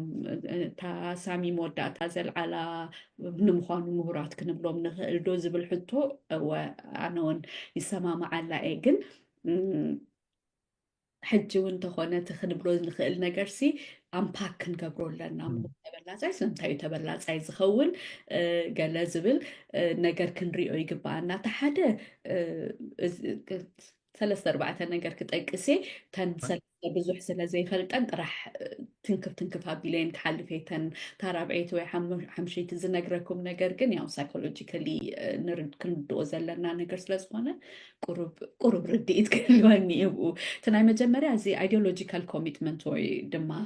ነቲ ሰውራ ዘሎ ሎያልቲ ኢልና ክንወስዶ ንኽእል እዞም ሰባት እዚኣቶም ከምቲ ዓንተወይ ዝበልናዮ ብዙሕ ነገር ሳክሪፋይስ ገይሮም ብዙሕ ነገር ኦን ሆልድ ገይሮም ነብሶም ኣብ ኣትሒዞም ዝኣተውዎ ቃልሲ ጌጋ ኮይኑ ክረኽብዎ ከሎ ክሳዕ ክንምንታይ ቅልውላዋት ከእትወሎም ከም ዝኽእል ነቲ ዝኣምንዎ ኮር ብሊፍ ብዙሕ ሰብ ናይ ኦፍኮርስ ምሁር ዝኾነ ሰብ ነቲ ዴታ ርእዩ ሓሳቡ ክቕይር ክእለት ክህልዎ ኣለዎ ንነብሱ እውን ክሪቲክ ክገብር ኣለዎ ነቲ ቃልሲ እውን ክሪቲክ ክገብሮ ኣለዎ ኢልና እንተኣመና እውን እዚ ብጣዕሚ ሃይስት ሌቭል ኦፍ ኢንተሌክቹዋሊዝም እዩ ኩሉ ሰብ ንዕኡ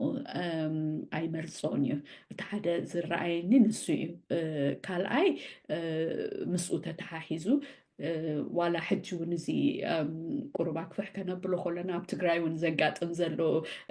ቅልውላዋት ምስኡ እቲ ሓደ ፊር ኦፍ ኮላፕስ እዩ ድበሃል ነዚ ነገር እዚ እንድሕር ስሒብና ውፂናዮ እንታይ ከም ዝመፅእ ኣይንፈልጥን ኢና ፊር ኦፍ ኮላፕስ ኣሎ ስለዚ ያው ትግራይንስ ኣር ሃቪንግ ንቲፒኤልኤፍ ካብቲ ኢኩዌዥን እንድሕር ኣውፂኻያ እንታይ ከም ዝኸውን ኣይንፈልጥን ኢና ዝብል ነገር ኣሎ ሲሚላርሊ ንኢፒኤልኤፍ ካብቲ ኢኩዌሽን እንድሕር ኣውፂናዮ ወይ ነቲ ስርዓት ካብ ስሩ እንድሕር መንቂስናዮ እንታይ ሒዙ ከም ዝኸይድ ወይ እንታይ ሒዙ ከም ዝወድቕ ኣይንፈልጥን ኢና ዝብል ፊር ኦፍ ኮላፕስ እውን ኣሎ እዚ ከዓኒ ሓንሳእ ኢንተሌክቹዋል ምዃን ንበይኑ ዝሰርሕ ነገር ከም ዘይኮነ እዩ ዘርእየኒ ንሕና ሓሳባት ከነቕርብ ንኽእል ኦርቶም ኢንተሌክቹዋልስ እውን ሓሳብ ከተቕርብ ኮለኻስ በቲ ሓደ ሳይድ ሓላፍነት ወሲዱ ከዓኒ ዘተግብር ኣካላት ዝሰምዓካ ኣካላት ከየሎ ክኸውን ከሎ እንታይ እዩ ትርጉሙ ትምባል ዝብሉ ሰባት እውን ኣለዉ ግን ክብሉ ኣለዎም ኢለ እየ ዝኣምን ምክንያቱ ትዝረኣየና ነገር ከነግህዶ ስለ ዘለና እቲ ካልኣይ እቲ ናይ መጀመርያ እዚ አይዲዮሎጂካል ዝኾነ ነገር እዩ ዝበልክዎ እዩ እቲ ካልኣይ ያው ሳሚ ብዙሕ ስለ ዝተንከፎ ኣይ ክስታይ ብሎኒ ጥቕሚ እዩ ፐርሰናል ጥቕሚ ሕጂ ኣብዚ በፂሑ ክትሪኦ ከለካ ምሁር ተበላፃይ ዝኸውን ምሁር ማርክሲዝም ወይ ሌኒኒዝም እንተወሲድና ምሁር ናብ ክልተ ገፁ ክርኢ ስለ ዝኽእል እቲ ፕሪቪሌጅ ኣሎ እንደገና ከዓኒ ዝሪኦ ነገር ከኣሎ ስለዚ ኣብዚ ክልቲኡ ስለ ዝቕርቀር እዩ ብጥርጣረ ክረኣይ ዘለዎ ካብ ዝብል እዩ ዝኩሉ ፀገማትና መፂኡ ዘሎ ኢለ እንደ ዝኣምን ኢንፋክት መርኣያ ናይዚ እዚኣቶም እዮም ምክንያቱ በቲ ሓደ እቲ ናይ ስደት ጥቕሞም ኣለዎም ዋላ ናይ ስደት እውን እንተዘይኮነ ምስቲ ስርዓት ናይ ምፅጋዕ ጥቕሚ ኣለዎም ነቲ ህዝቢ ከዓኒ ብሉፅ ርኡይ ብዝኾነ ወፃ ናይቲ ህዝቢ ከዓኒ ይርኡ ኣለዉ ከም ሰቦም ምሁር ከማን ምዃን ኣይድልየካን እዩ ኤርትራዊ ምዃን ከማን ኣይድልየካን እዩ ወፃ ናይ ህዝቢ ኤርትራ ንክትርኢ ሕጂ እዚኣቶም ኣብዚ እዋን እዚ ሱቕ ምባሎም ወይ ምድጋፎም ናይ በለፅ ምልክት እዩ ርኢኻ ኣነ ነዚኣቶም እየ ኣክቹሊ በለፀኛታት ዝብሎም እምበረይ ነቶም ብኣይዲዮሎጂካሊ ኣሚኖም ከማን ኣብ ፕሮሰስ ኣለዉ ኢልካ ከማን ኤክስኪውዝ ክትገብረሎም ትኽእል ኢኻ እዚኣቶም ግን ጥቕሞም ሪኦም ጥራሕ ሱቕ ዝብሉ ኣለዉ ያው ከምቲ ኩሉ ሰብ ዝፈርሑ እውን ኣለዉ ኩሉ ኤርትራዊ ብፍርሒ እዩ ዝግዛእ ዘሎ እዩ ዝበሃል ከም ኩሉ ኤርትራዊ ፈሪሖም ወይ ንሰርቫይቫል ኢሎም ቶም ሳልሳይ ከዓኒ ከምኡ ንሰርቫይቫል ኢሎም ክስታይ ክብሎ ክእሉ ያው ሕጂ እውን ከም ኩሉ ኤርትራዊ ከዓ እዚ ኣልትራናሽናሊዝም ወይ ኣልትራናሽናል ኤግዚስተንሻል ትሬት ናይ ኤርትራ ዝበሃል ነገር ኣሎ ከምቲ ዓንቶይ ዝበልክዎ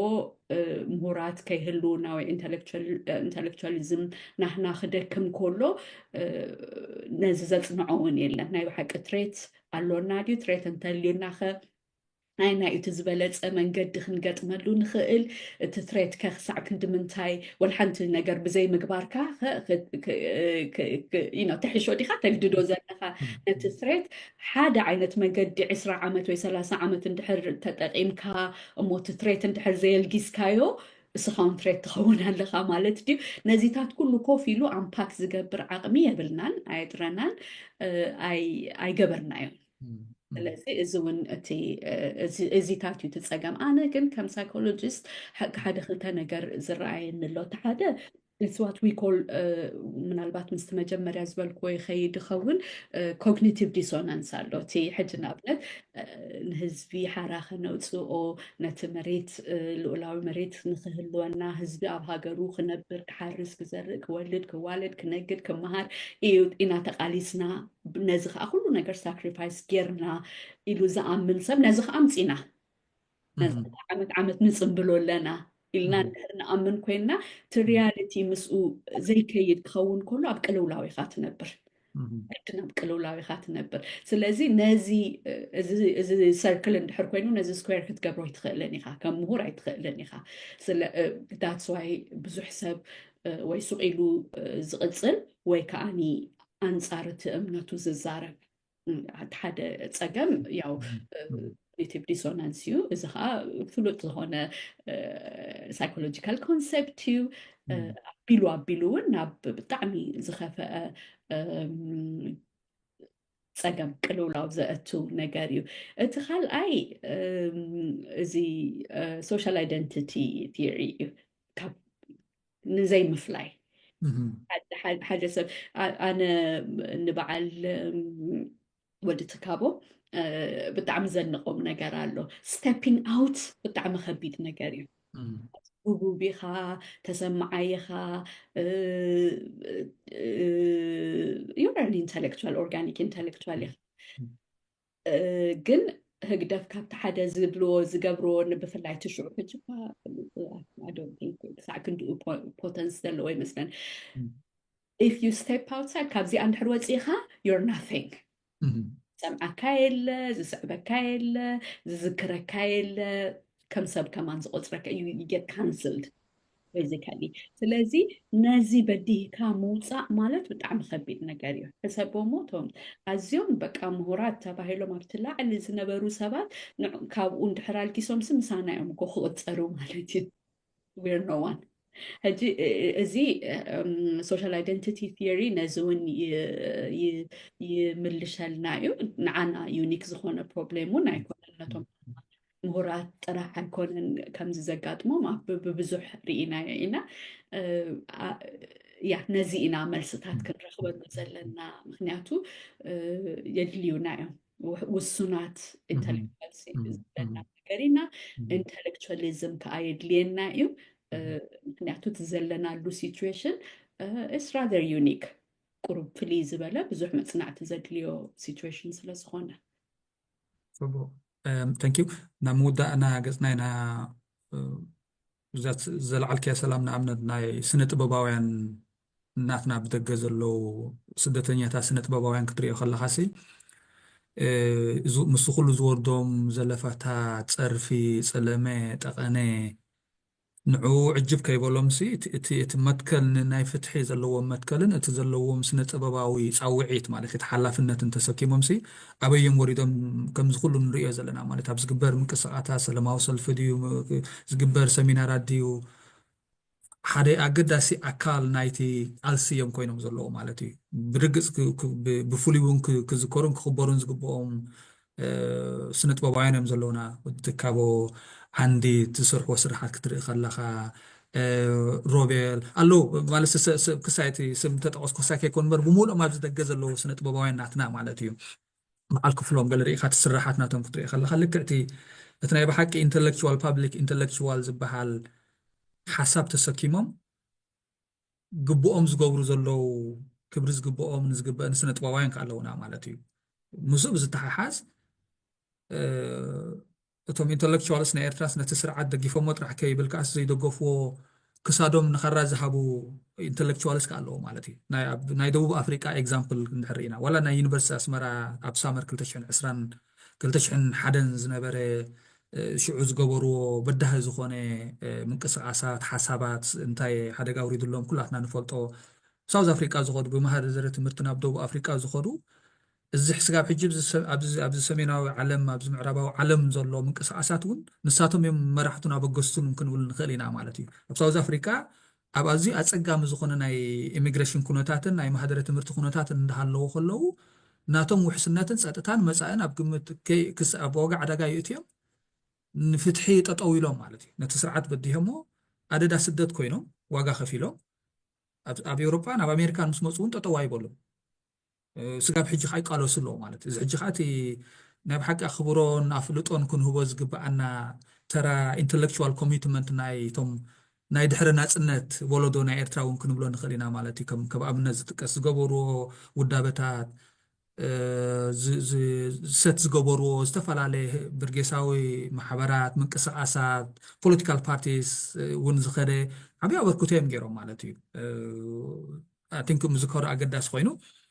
ምናልባት ከም ናይ መጨረሻ ሕቶ ክልዕሎ ዝደሊ እንታይ ኣሎ እሞ እዚ ሕጂ ዘሎ ጎይን ፎርዋርድስ እንታይ ክኸውን ኣለዎ እቲ ተራ ናይ ምሁርናትና ምሁር ክንብል ከለና ሕጂ ከምዚ ዝበልናያ እቲ ኢንተሌክቹዋል ዝበሃል ኣብ ዩኒቨርሲቲ ዝሰርሕ ኣብ ካልእ ፕሮፌሽናል ክሳይ ጥራሕ ዘለዎ ዘይኮነስ ኩሉ ወላ ስነ ጥበበኛ ካልእ ነጋዳይ ካልእ ሞየኛ ኮይኑስ ተራ ናይ ከምዚ ዓይነት ኣካል ናይ ሕብረተሰብናሲ እንታይ ክኸውን ኣለዎ ኣብቲ ዝግበር ዘሎ ቃልሲ ንፍትሒ ቃልሲ ንለውጢ ምናልባት ኣፁብ ኣቢልና ናይ ኣካደሚሽንስ ናይ ስኮላርስ ተራ ጥራሕ ርኢናስ ኪኖቲ መፅሓፍ እንታይ ክገብር ክኽእል ኣለዎ እቲ ኢንተሌክቹዋል ዝበሃል እንታይ ዓይነት ከምዚ ክውን ዝኾነ ተራ ክፃወት ክኽእል ኣለዎ ኢልኩም ተሓስቡ ምናልባሽ ኣገዳሲ ኣብነታት ኣምፂኻ ፀኒሕካ ተስፌ ካብ ደቡብ ኣፍሪቃ ኣብ ደቡብ ኣፍሪቃ ክለዓል ከሎ ናይዚ ተራ ናይ ምሁራት ወይ ኢንተሌክቹዋልስ ብዙሕ ግዜ ዝለዓል ሰብ እንድሕር ኣሎ እዚ ستيف بيكو ዝበሃል ሰብ እዩ ስቲቭ ቢኮ ስኒ ብፍራንሲስ ፋኖኒ እውን ተፀሊዩ ሓደ ካብኡ ናቱ ሕጂ ኣብቲ ኣብ ደቡብ ኣፍሪቃ ዝነበረ ምንቅስቃስ ኣንፃር ኣፓርታይድ ፀለምቲ ጥራሕ ኣይኮነን ነይሮም ኮላይ እውን ፃዓዱ እዩ ይሕግዙ ነይሮም ብፍላይ ቶም ሊበራል ፃዓዱ ዝበሃሉ ማለት እዩ ግን ቶም ፃዓዱ ነቲ ፀገም ናይቲ ፀለምቲ ሙሉእ ክርድእዎ ይኽእሉ ኣይነበሩን ሕጂ ስቲቭ ቢኮ ካብዚ ዝብገስ ቶም ፃዓዱ ወላ እኳ ተደናገፅ ትኾኑ ወላ እኳ ሓገዝቲ እንተኾኑ ግን ነቲ ናይ ፀሊም ነገርሲ ዝወርዶም ዝነበረ ግፍዒ ከምቶም ፀለምቲ ገይሮም ክርድእዎ ይክእሉን እዮም ብርሑቅ እዮም ማለት እዩ ፊልስ ክገብርዎ ብዙሕ ኣይክእሉን እዮም ነይሮም ሕጂ ሽዑ እንታይ እዩ መስሪቱ እዚ ብላክ ኮንሽስነስ ሙቭመንት ዝበሃል ወይ እዚ ናይ ፀለምቲ ናይ ንቕሓት ምንቅስቃስ ደንበሎ ክትርግሞ ከለና ከሎ ከምኡ ዓይነት መስሪቱ ነቲ ዝነበረ ናይ ማሕበር ተምሃሮ ናብ ዝለዓለ ደረጃ ኣምፂዎ ማለት እዩ ሕጂ እንታይ የክብል ደለ ሓደ ካብቲ ተራ ናይ ኢንተሌክቹዋልስ ወይ ናይ ምሁራት ብሓፈሻ እንድሕር ወሲድናዮስ እንታይ እዩ ሓደ መካኒዝም ወይ ሓደ መስርሕ ምፍጣሪ ማለት እዩ ነዚ ዝካየድ ዘሎ ንፍትሒ ዝኸውን ቃልስስ ከመይ ጌርካ ናብ ዝለዓለ ዓዲት ተብፅሖ እንታይ ዓይነት መገድታት ክወስድ ክእል ኣለካ ወይ እንታይ ዓይነት ኣገባባት እቲ ዝሓሸ መገዲ ኢልካ ምርኣይ ሓደ ይመስለኒ ምክንያቱ ከም ኩሉ ግዜ ንዛረቦ ዘለና ናይ ፍትሒ ቃልሲ ሓደ ኣብ ደገ ኣብ ዲያስፖራ ከም ምዃኑ ሰባት ሓላፍነት ከም ምህላዎም ካልእ እውን ተፈላለየ ናትና ዝኾነ ምፍላያት ብምህላውና ሓደ ሓበራዊ ዝኾነ ስሙር ዝኾነ ቃልሲ ኣንፃር ፍትሒ ክኸይድ ተኮይኑ ስኒ ሓደ መገዲ ወይ ሓደ ቲዮሪ ኦፍ ቼንጅ ክፍጠር ክኽእል ኣለዎ እዚ ቲዮሪ ኦፍ ቼንጅ ዝፍጠር ከዓ ንዝበዝሐ እቶም ኢንተሌክቹዋልስ ምስ ዝሓብሩ እሞ ብሓደ ምስ ዛረቡ ብሓደ ሓበራዊ ዝኾነ ርድኢት ምስ ዝገብሩ እዩ ሕጂ እንታይ እዮም ክገብሩ ዘለዎም እንድሕር ኢልካ ነቲ ዝዓበየ ነገር ነቲ ሰብ ከንቅሖ ክኽእሉ ኣለዎም ንሰብ ዝነቕሓሉ መገድታት ከዓ ንክፈጥሩ ክኽእሉ ኣለዎም ሞዴልስ ክፈጥሩ ክኽእሉ ኣለዎም ቲዮሪ ኦፍ ቼንጅ ወይ ነቲ ለውጢ ከመይ ገይሩ እዩ ዝካየድ ዝበሃልሲ ሓሳባት ከምፅኡ ክኽእሉ ኣለዎም እንተዘይኮይኑ ኣብ ዝካየድ ዘሎ ቃልሲ ደስ ተዘይልዎም እሞ ፀግዖም እንድሕር ሒዞም ወይ ከዓኒ ኩሉ ግዜ ከምዚ ሓንቶ ዝበልናዮ ኣብ ናቶም ረብሓ ጥራሕ እንድሕር ኣተኪሮም ብዙሕ ኣሳላጢ ይከውን እዩ ማለት እዩ እቲ ካልኣይ ብዙሕ ግዜ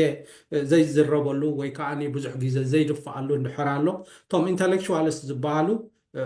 ናይ ምጥርጣር መንፈስ ኣለዎም ይሰርሕ ድዩ ኣይሰርሕን እዩ ዝበሃል ዓንተ ወይ እታ ናቶም ስሞም ትበሃል ኣልዒልካ ነርካ ናተይ ስምሲ ምስ ዝክልጠፍ ድዩ እዚ ተለጢፉ ከዓ እሞ ይሰርሕ ድዩ ተኣነ ዝደልዮ ዕላማ ድዩ ዝበሃል ሕቶ ይመፅ እዩ ሕጂ ናብቲ ትደልዮ መገዲ ሕቶ ንክትወስድ ከዓኒ ድምፂ የድልየካ ሓይሊ የድልየካ ክትዛረብ ክትክእል ኣለካ ኣብ ውሽጢ ኣቲኻ ክትሰርሕ ክትክእል ኣለካ ሕጂ ሪኮግናይዝ እውን ክኾኑ ኣለዎም መስለኒ ብዙሕ ግዜ ይደሃኽ እዮም ሓንተይ እውን ኣልዒልናዮ እዚ ተበለፅቲ ክንብል ፀኒሕና ምናልባሽ ውሑዳት ተበለፅቲ ክኽእሉ ይኽእሉ እዮም ግን ኩሎም ድዮም ኢልካ ምሕታት ኣገዳሲ እዩ እዚ ቃል እዚ ስኒ ከም ኖርማል ቃል ትሚልና እውን ስንድው ተዘየበልናዮ ወላ ንነብሰይ ድሕሪት ተመሊሰ ክነቕፎ እሱ እዩ ማለት እዩ ከምኡ ክብል ከለኹ ንኩሉ ይኮንኩን ኩሉ ዝተምሃረ ወይ ኩሉ ኢንተሌክቹዋልሲ ተበላፂ እዩ ማለት ኣይኮነን ከምዛ ዓንተ ወይ ዝበልናዮ ብዙሕ ሰብ ጊዜኡ ወፊዩ ነታ ዘላታ ሓፃር ግዜ ከዕርፈላ ዝግብኦ ካልእ ክገብረላ ዝግብኦ ኣብ ከምዚ ኣብ ሕብረተሰብ ምንቃሕ ኣብ ፍትሒ ምድላይ ኣብ ሂውማን ራይትስ ወይ ሰብኣዊ ሞት ሰብኣዊ መሰላት ምድንፋዕ ይጥቀመሉ እዩ ሕጂ እዚኦም ከዓ ሪኮግናይዝ ክኾኑሎም ክፅውዑ ከዓ ኣለዎም ምክንያቱ ብዙሓት ምንቅስቃሳት ኣለዋ ምሁር ክመፀን ከለዎ ሾክ ድኾና ዝፈርሓ ምክንያቱ እሱ ተመፂ ወይ ሓላፍነት ክወስድ እዩ ወይ ከዓ ገለ ዓብላልነት ከርኢ ዝብላ ተሓሳስባ ዘለዎም ኮይኑ ስማዕኒ እዩ ኣብ ገለ ሕጂ ክኣትው ኣለዎም ክዕደሙ እውን ኣለዎም ኣብ ታሕቲ ከዓ ክወርድ ኣለዎም ምናልባሽ ሰላም ብዙሕ ግዜ ይርአያ ብሶሻል ሚድያ ክሳብ ኣብ ታሕቲ ወሪዳ ምስቶም ኖርማል ሰባት ግራስሩት ኣብ ከምኡ ለቨል እያ ትኸይድ ነዞም ከምኡ ዓይነት ዝገብሩ ሰባት ከዓ ክተባብዑን ሪኮግናይዝ ክኾኑ ከዓ ፅቡቅ እዩ ሓለፋ ገብሩ ኣለዉ ማለት ኣይኮነን ገለ ሰብ ብከምኡ ከይርድኦ እንታይ እሞ ኩሉ ሰብ ከምኡ ገብር ኣሎ እንዶ ንዝበሃል ነገር ኣሎ ልክዕ ኩሉ ሰብ ከምኡ ገብር ኣሎ ግን እዞም ሰባት እዚኦም ከዓ ናብኡ ወሪዶም ኣብቲ ናቶም ሕብረተሰብ ወሊዶም ፓብሊክ ኢንተሌክቹዋልስ ኮይኖም ክሳብ ኣብቲ ቡትስ ኣብቲ እግሪ መፂና ምስ ሕብረተሰብና ምስቶም መናእሰያትና ክንሳተፍ ኢና ምባል ከዓ ቀሊል ኣይኮነን እሱ እውን ሪኮግናይዝ ክንገብሮውን ፅቡቅ ኮይኑ ይስማዕኒ ሳሚ ሰላም ቨሪ ብሪፍሊ ወላ ሓንቲ ሓድሽ ካሊእ ዝውስኾ ነገር የለን ፕሮባብሊ እንታይ ክውስኽ ናብቲ ዴፊኒሽን ናይቲ ምሁር እንታይ ማለት እዩ ናብ ዝብል ነገር ጥራሕ ክመልሶ ዘለኒ ኩላህና እዚ ንኣብነት ምሁራት ኢና ክንብል ኮልና ዳብል ኤጅድ ሶርድ እዩ ኣድቫንቴጅ ኣሎና እንደገና ከዓ ሓላፍነት እውን ኣለና እንደዚ ክብል ከለኹ ኩሉ እቲ ዓንቶይ ዝበልና ኦርጋኒክ ኢንተሌክቹዋል ትራዲሽናል ኢንተሌክቹዋል ፕሮፌሽናል ቴክኖክራት ኩሉ ስታይልካስ ክሪቲካል ከምዚ ሃያሳዊ ዲኸልካ ዓንቶይ ሳሚ ክሪቲካል ቲንከርስ ክንከውን ግዴታና እዩ ሕጂ ሓደ ግዜ uncomfortable እዩ so but we have to do that ካልኣይ ነገር እቲ ፀለውቲ ምዃንና ካብ ዘይተረፈስ ነቲ ፅልዋ ንህዝቢ ክንጥቀመሉ ክንክእል ኣለና ሳልሳይ ነገር ያው ሕጂ እዚ ሓደ ካብቲ I think ሳሚ ከልዕሎ ዝፍትን ዘሎ ነገር እንታይ እዩ እቲ ናህና ኮሌክቲቭ ቲንኪንግ ኣብ ሓደ ውድብ ወይ ኣብ ሓደ ምንቅስቃስ ወይ ኣብ ሓደ ፕሮጀክት እንድሕር ኣቲኻስ ሓደ ዓይነት ክትሓስብ የብልካን ኣውቶኖሚ ክህልወካ ይኽእል እዩ ምዝ ኣይሰማማዕኒ እዚ ግን ይሰማማዓሉ እየ therefore ክሳብ ዝተወሰነ ነገር ሲ ከበርክቶ ዝኽእል ነገር ኣሎኒ እንድሕር እቲ ኣውቶኖሚኻ ሓሊኻ ንኣብነት ኣነ ኣማኒቴ ክርስቲያኔ ኣማኒቴ ብእግዚአብሔር ይኣምን ግን ምዘይኣምኑ እግዚአብሔር የለን ምዝብሉ ሰባት ክሰርሕ ኣይክእልን ማለት ኣይኮነን ወይ ድማ ትናታቶም እግዚአብሔር የለን ምባል ንዓይ ኣውቶኖሚና ተይወስዶ ማለት ኣይኮነን ስለዚህ ኣውቶኖሚና ሓሊና ምስ ምንቅስቃሳት ክንሰርሕ ንኽእል ኢና ፀገም ኣይኮነን ግን it takes a lot ብዙሕ መንነትካ ወይ ድማ ትስኻ ጠጠው ትብለሉ ነገር ደጋጊምካ ናይ ምግላፅ ነገር ይሓትት እዩ ኣብ መወዳእታ ግን ክብሎ ዝደሊ ነገር ትምህርቲ ወይ ፍልጠት ወይ ከምኡ ዓይነት ኣድቫንቴጅ ናይ ምሕሳብ ናይ ምምርማር ናይ ምንባብ ናይ ምፅሓፍ ኣድቫንቴጅ ወሲድካ ኣብ ሓደ ጃራ እቲኻ እንድሕር ዓፂኻዮ ወላ ሓንቲ ትርጉም የብሉን ወላ ሓንቲ ትርጉም ዝበሃል ነገር የብሉን ሓደ ንዓለም ክልውጥ ዝኽእል ነገር ዋላ ይፍለጥ እንድሕር ምስ ካሊእ ሰብ ዘይተኻፊለዮ ወላ ሓንቲ ዋጋ የብሉን ስለዚ ነዚ ክንዝግ ንሓደ ምሁር ዘብሎ ኢንተሌክቹዋል ዘብሎ ፓብሊክ ኢንጌጅመንት እዩ ሕጂ ፓብሊክ ሶናተይ ፓብሊክ ኤርትራውያን ኣይኮኑን ስለዚ ምስ ኤርትራውያን ኢንጌጅ ክገብር ኣይደሊን ዝበለ ምሁር እንተልዩ ፋይን ፅቡቅ ንምነየሉ ግን ከም ሓደ ኤርትራዊ ኢንተሌክቹዋል እንድሕር ኮይኑስ ምስ ኤርትራውያን ኢንጌጅ እንድሕር ደይገብር ኮይኑ ትርጉም የብሉን እዚ ጥራሕ ክብል ዝኽእል ቴንክዩ ኣነ ለፅቡቅ ሓሳብ ናበይና እታ መዕፀዊስ እንታይ ጌርክ ኣለኽ ማለት እታ ናይ ኤድዋርድ ሰይድ እቲ ኣናኒመስ ፋንክሽነሪ ዝብሎ ስኮላርሲ ክንከውን የብልናን ክኸውን የብሉን ሓደ ኤርትራዊ ስፔሻሊ ጊብን እዚ ንኸዶ ዘለና ኩነታት ኣብ ግምት ብምእታውሲ ናይ ግድን ኣይኮነን ሓሳብ ናይ ዝኾነ ምንቅስቃስ ክቅበሎ ሰብ ግን መፂኻስ ኣወንታዊ ሃያሲ ዝኾነ ኣገባብ ብምርኣዩን መፂኻ ተራ ምፅዋሲ ሓደ ሓላፍነት እዩ ማለት እዩ ካልእ ከዓ ሳሙን ፅቡቅ ዘለዓላነት እንታይ ነይራ ምናልባት ዘረባ ከይንውሕ ኣብቲ ባይታ ምውራድ ኣብቲ ሓመድ ምውራድ ምስ ኣሕዋትና ምስ ኣሓትና ጭቃ ምፅያዕ ኣይኮነን ፖለቲካዊ ጭቃ ምፅያዕ እውን ከምኡ ክንሪኦ የብልናን ማለት ሓደ ሰብ ምሁር ምዃን ማለት ኣብ ሓደ ዝተወሰነ ላዕላይ ደርቢ ኮፍ ኢልካ ምንባር ጥራሕ ማለት ኣይኮነን ኮፍ ኢልካስ ንትሕቲ ትጥምቶ ሕብረተሰብ ክህልወካ ማለት ኣይኮነን ከምኡ እንድሕር ኮይኑ ሓደ ጌጋ ዝኾነ ኣንደርስታንዲን ወይ ከዓ ርድኢት ናይቲ ምሁርን ተራ ምሁር ኣብ ሓደ ሕብረተሰብን ኢና ከነጥሪ ዘለና ማለት እዩ ሰላማዊ ሰልፊ እንድሕር ኣሎ ሰላማዊ ሰልፊ ክንወርድ ክንክእል ኣለና ነቕፌታዊ ሓሳባት እንድሕር ኣለና ኮይኑ ኣብ ናይ ገለ ነገራት ብዘይ ምንኣስ ነቕፌታዊ ሓሳባትና ከነቀራርብ ክንክእል ኣለና ኣብ ኩሉ ግዜ ብዘይ ንኣብነት ንብርጌድ ንሓመዱ ዙርያ ብምግባር ዝግበር ሓሳባት ዝወሃብ ርእቶታት ክሰምዑ ከለኹ ሓደ ግዜ ሕጂ ነስ ክፍታታት ይሕድረለይ ማለት ምናልባት ካልእ ግዜ ክንሪኦ ንኽእል ንኸውን ግን ዝኾነ ምንቅስቃስ ክመፅእ ከሎስ ብምንኣስን ብምቁንፃብን ብምቁሻሽን ዘይኮነሲ እቲኡ ዘሎ ሓሳብ እንታይ እዩ ብኸመይ ክዕረ ይኽእል ብኸመይ ክመእዘን ይኽእል እንታይ ተራ ክህልወና ክህልዎ ይኽእል ምሁር ዝበሃል ዳኣ ክንሪኦ ኣለና እምበር ከምዚ ጃጅመንታል ብዝኾነ ፈራዲ ብዝኾነ ኣገባብ ጥራሕ ክንሪኦ የብልናን ማለት እዩ እቲ ተራ ናይቲ ፓብሊክ ኢንተሌክቹዋል ዝበሃል ማለት እዩ ሕማም ናይ ሕብረተሰብሲ ሕማም ናይቲ ትምህርታዊ ሓላፍነትካን